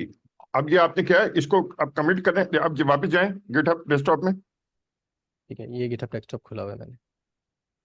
अब देखें ना, चला हुआ है, इसको बड़ा कर लें थोड़ा सा। जी मैं बड़ा ये इसमें चेंजेस है, ये लेफ्ट साइड पे समरी जहाँ लिखी हुई है, माय फर्स्ट हम्म, कमिट लिखे इसमें समरी रिक्वायर्ड में।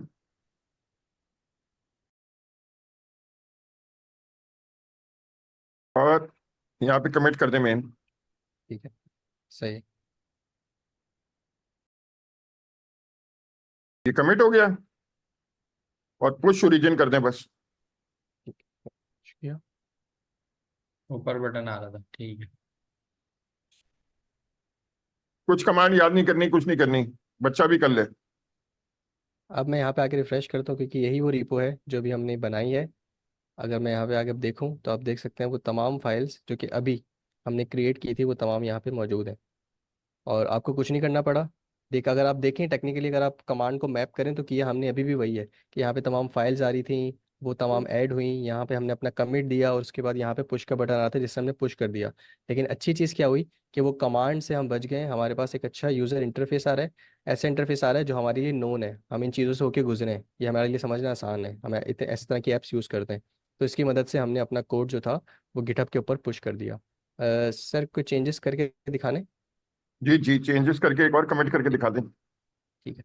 अगेन, अब गिटहब डेस्कटॉप एक्टिवली इसको, हमारे फोल्डर को वॉच कर रहा है, इसके अंदर जो भी चेंजेस होंगे वो गिटहब डेस्कटॉप भी उसको क्या करेगा, उसका रखेगा। तो अब मैं देखता हूँ, मैं यहाँ पे एक और वेरिएबल बना लेता हूँ, let user name is equal to sir Amin. ठीक है, तो मैंने एक लाइन ऑफ कोड ऐड किया है। अब आप देखें कि जैसे ही मैं अपने गिटहब डेस्कटॉप पे आता हूँ तो उसने भी फौरन इन्फर कर लिया कि हाँ यार, इंडेक्स डॉट टी एस के अंदर हालांकि इतनी सारी फाइल मौजूद है लेकिन उसको पता है कि मैंने इंडेक्स डॉट टी एस के अंदर ही चेंज किया है। तो यहाँ पे आपको दिख रहा है कि इंडेक्स डॉट टी एस के अंदर वो बता रहा है कि लाइन 4 और 5 ऐड हुई है। पहले सिर्फ ये चीज़ मौजूद थी, ये जो ग्रीन हुआ है ना हाईलाइटेड, अगर आपको दिख रहा हो ग्रीन से, ये बेसिकली वो चेंजेस हैं जो कि मैंने ऐड किए हैं। और हम बस अपना फाइनल काम ये करते हैं कि हम यहाँ पे ग्रीट कर देते हैं यूज़र को, और बीच में एक स्पेस भी ऐड कर लेते हैं। तो अब आ जाएगा हेलो सर अमीन। अगेन पीछे जाऊंगा और यहाँ पे मैं देखूंगा तो आप देख सकते हैं फौरन उसने इस चीज़ को भी बोला कि हाँ भाई लाइन नंबर 5 भी चेंज हुआ है, और उसने इस तमाम इन 3 लाइंस को हाईलाइट कर दिया है। तो सेम स्टेप कि दोबारा मैं यहाँ पे कमिट करूँगा और वो बता भी रहे कमिट, तो हम भी ये लिख देते हैं कि भाई updated index dot T S. ठीक है, और वही कि आपने कमिट करना है, ऐड कर दिया, ये हम कमिट कर रहे हैं। और फाइनल स्टेप जो हमारी तीसरी कमांड थी वो पुश, और अब हमारे लिए कमांड लिखना ज़रूरी नहीं है, ये हमने क्लिक क्लिक करके अपना काम कर दिया। ये पुश होता है और हम जाके देखते हैं कि रिपो पे क्या हुआ है गिटहब पे। मैं यहाँ पे आता हूँ और हमने किस फाइल में चेंज किया था, पहले मैं रिफ्रेश कर लेता हूँ ताकि अपडेटेड चेंजेस मुझे दिख जाएं। आप देख सकते हैं कि इंडेक्स डॉट टी एस के ऊपर दिख रहा है updated index dot J S. मैं इसमें जाके इसको खोलता हूँ तो आप देखें, आई गेस या हेयर, ये आप देख रहे हैं कि आपके पास वो तमाम चेंजेस आ गए, आपके पास यूज़र नेम भी आ जरा गया सा और ये भी आपके पास हेलो। थोड़ा सा मेन पेज पे जाइएगा, दिखाइएगा कमिट्स कहाँ देखते हैं। अच्छा अच्छा, मैं पीछे आता हूँ और यहाँ पे कमिट्स का एक ऑप्शन होता है। अगर आप गिटहब के ऊपर हैं तो ये कमिट्स का ऑप्शन होता है मेन पेज पे ही, आप इस पे जाएंगे, ये आपके पास 3 आ रहे हैं। ये जो फर्स्ट कमिट था बेसिकली, ये जब हमने रिपो बनाई थी ये तो ये गिटहब की तरफ से ही हो गया था। आप बोलोगे कि भाई इनिशियल कमिट नाम का तो हमने कोई कमिट ही नहीं किया, ये जब आपने रिपो बनाई थी तो ये बाय डिफ़ॉल्ट गिटहब ने कर दिया था। हमने जो 2 कमिट किए थे वो ये थे, माय फर्स्ट कमिट और अपडेटेड इंडेक्स। अगर आप इनको खोलेंगे तो इसके अंदर के फाइल चेंजेस आपको दिख रहे होंगे। लेट्स से मैं अगर अपडेटेड इंडेक्स खोलूँ, इन फ्यूचर अगर आप ट्रैक रखना चाहते हैं कि यार मैंने इस पॉइंट पे क्या किया था, तो आप इससे भी कमिट्स में जाके आपके पास तमाम कमिट लिस्ट हो रहे होंगे, आप इंडिविजुअल को खोल के देख सकते हैं कि क्या चेंजेस हुए थे। तो वो दिखा रहा है कि आपने ये लाइन रिमूव की थी और ये 2 लाइन ऐड की थी।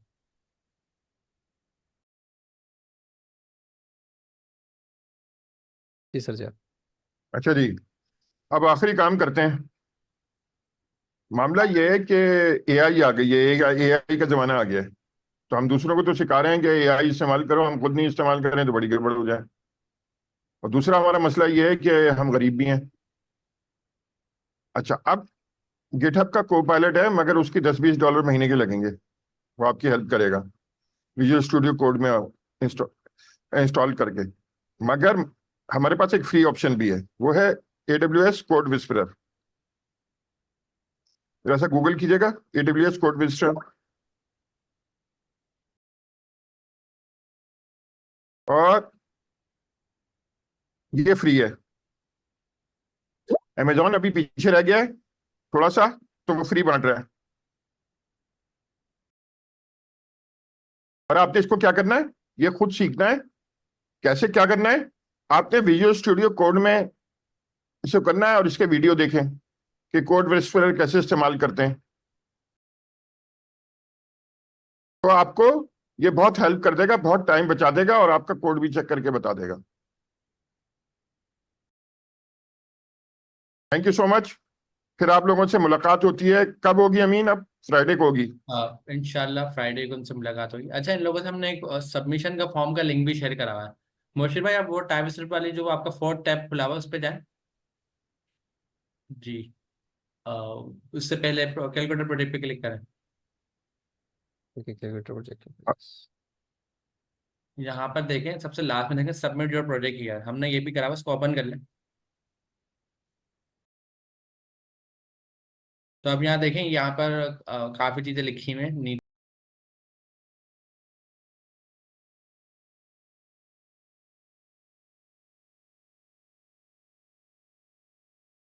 क्या है, तो जो जो प्रोजेक्ट्स हम आपको करवाते जाएंगे लाइव सेशन में वो भी होंगे। तो यहाँ पर काफ़ी लिंक है। तो पहला लिंक हमने देखे, हम जो आपको कहा है कि आपने जो कैलकुलेटर का प्रोजेक्ट बनाया है उसका npx की कमांड आप हमें दे दें, और साथ साथ उसकी रेपो का लिंक भी दे दें, ताकि हम वैलिडेट कर लें कि आपने बनाया है। तो इसी तरीके से हम प्रोजेक्ट बनाते जाएंगे और यहाँ पर टैब ऐड करते रहेंगे। तो आप सेम फॉर्म को ना एडिट कर सकते हैं। एक बार आपने अगर सबमिट कर दिया, आप एडिट पर जाएँ, सेम फॉर्म को आप एडिट करते हैं कि दोबारा बार बार सबमिट करने की जरूरत नहीं, एक ही फॉर्म एडिट हो जाएगा, ताकि आपका आसानी रहे। तो फ्यूचर में हम जो चीज़ें पढ़ेंगे वो भी हम ऐड करते जाएंगे। उससे हमारे पास डेटा आता जाएगा कि कौन कौन स्टूडेंट है जो असाइनमेंट्स कर रहा है, और ताकि हमारे पास डेटा आए, हम उस पर यहाँ पे कुछ डिसीजन मेकिंग करें कि क्लास में कौन कौन करना है। अच्छा, एक प्रॉब्लम मैं आप लोगों को बता देता हूँ, बहुत पुरानी प्रॉब्लम है, ये आज की नहीं है। ये जब से दुनिया में आसानी आना शुरू हुई है ना, तो एक प्रॉब्लम है, जो थोड़ी बहुत सुस्ती दिखाता है ना, वो क्या सोचता है, वो बोलता है इसको मैं करूँगा बाद में। तो मैंने की एक चीज़ देखी, जब पहला हमारा लाइव सेशन हुआ ना, तो सबको लग रहा था ये सेशन ना सिर्फ लाइव होगा, उसके बाद खत्म हो जाएगा, कोई रिकॉर्डेड हमें नहीं मिलेगा। तो सब ना एक्टिवली बड़े जल्दी से ज्वाइन करके क्लास में एक्टिव हो रहे हैं। दूसरा सेशन हुआ, तीसरा सेशन हुआ, अब आप लोगों के पास ये आपको मालूम हो गया कि ये तो रिकॉर्डेड है, इसको तो मैं कभी भी बैठ के देख सकता हूँ। तो मैं देख रहा हूँ तो स्टूडेंट आपस में क्या डिस्कशन कर रहे हैं, तो रिकॉर्डेड है, हम इसको बाद में देख लेंगे। तो एक चीज़ याद रख लें, जो चीज़ करनी हो ना उसी टाइम करनी पड़ती है, बाद में टाइम नहीं मिलता। मैं आज बता रहा हूँ, मैंने जितनी भी चीज़ें अपनी होल्ड करी है ना कि बाद में देख लूंगा, वो आज तक नहीं देखी। तो जो जिस वक्त काम हो रहा है ना, उसी वक्त ज्वाइन करें, उसी वक्त देखें। हाँ, रिकॉर्डेड है, फायदा है, लेकिन पहली वाली लाइव सेशन को मिस ना करें रिकॉर्डेड होने की वजह से। तो बाकी ये इंशाल्लाह सबमिशन लिंक आपके थ्रू आप सबमिट करेंगे, और ये वही सबमिट लेंगे, ये व्हाट्सएप चैनल पे भी एक बार शेयर हो चुका है, अगर स्क्रॉल करेंगे, लेकिन बहुत ज़्यादा स्क्रॉल करना पड़ेगा फिर मिलेगा। और थर्ड थिंग ये है कि उम्मीद है आप लोग कोड करें, प्रैक्टिस करें। गिटहब डेस्कटॉप ने सारी चीज़ आसान बना दी है। मैं सवाल पढ़ रहा था कि कमांड लाइन जब हम कर रहे थे तो कुछ लोगों को कन्फ्यूजन थी कमांड में, और जाहिर है वो होती है फर्स्ट टाइम पे। तो गिटहब डेस्कटॉप ने देखें कितनी ज़िंदगी आसान बना दिया, आपकी कमांड लाइन से ही बचा दिया। और ये एक और सवाल जी AWS सर। कोड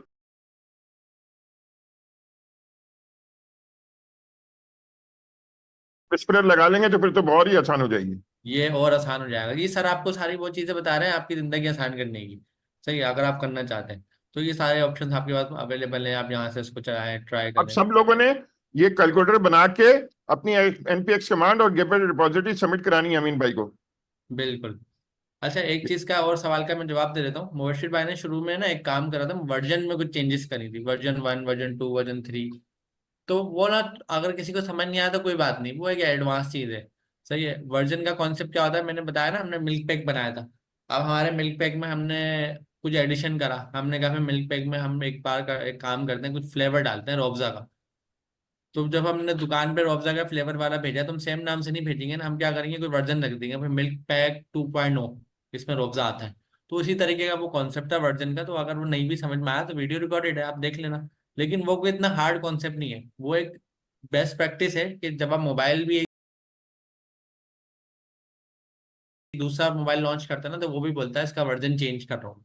पहले वर्जन था 8, अब वर्जन आ गया 9। पहले था नोट 9, अब आ गया नोट 10। तो हर चीज की ये प्रैक्टिस होती है वर्जन की। तो वही मुबशिर भाई ने करके दिखाई कि जब जब उन्होंने कुछ चेंजेस करी, तो उन्होंने कहा भाई मेरा पहले मोबाइल का नाम था नोट 9, अब मैंने मोबाइल में कैमरे के अंदर पिक्सल बढ़ा दिए, पहले 32 पिक्सल था, अब 64 पिक्सल आ गया। तो जाहिर है अब उन्होंने उसका नाम नोट 10 कर दिया। तो वही काम उन्होंने कोर्ट में करा, जब कोर्ट पुराना वाला था उसका वर्जन उन्होंने कुछ और रखा, नया कोर्ट का वर्जन कुछ और रखा। तो ये एक प्रैक्टिस है, आप इसको फॉलो करें। और कुछ ऐड करना है मुर्शिद भाई? नहीं, आई गेस दैट्स इट। माशाल्लाह आपके पास सब कुछ आ गया है। अब ये पहला अपना प्रोजेक्ट बना के मैं तो ऐसा खुश हुआ था जब मैंने पहले बनाया था कि मैंने दुनिया में पब्लिश कर दिया अपना प्रोजेक्ट। मुबशिर भाई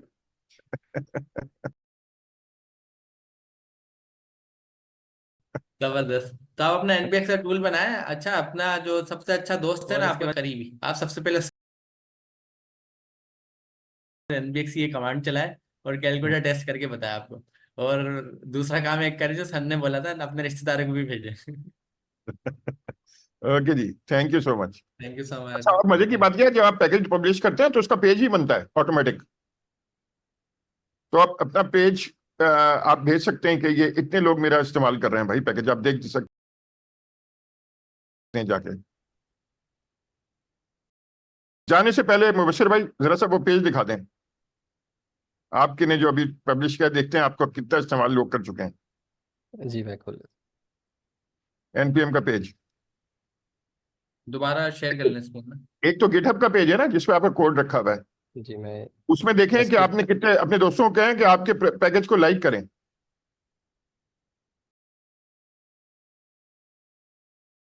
एनपीएम का पेज पे जाके जब वो कमेंट करेंगे, देखें देखें कितना लोगों ने इस्तेमाल किया है।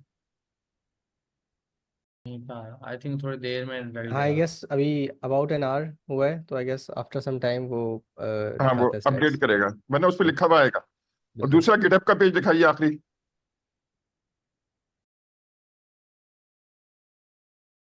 देखें तो हर चीज आपके इंटरनेट पे रिकॉर्ड रहेगी, जो भी आप काम कर रहे हैं। माशाल्लाह।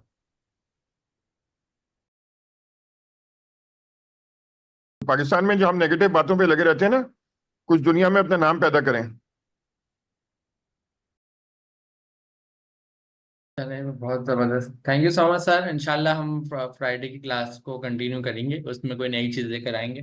तो आप लोगों से उम्मीद है कि आप लोग रिकॉर्डेड वीडियो के चक्कर में ना पड़े, आप लाइव सेशन ज्वाइन करें। तो ओके, हम एंड कर लें। Thank you so much. Thank you. अल्लाह हाफिज। तो फिर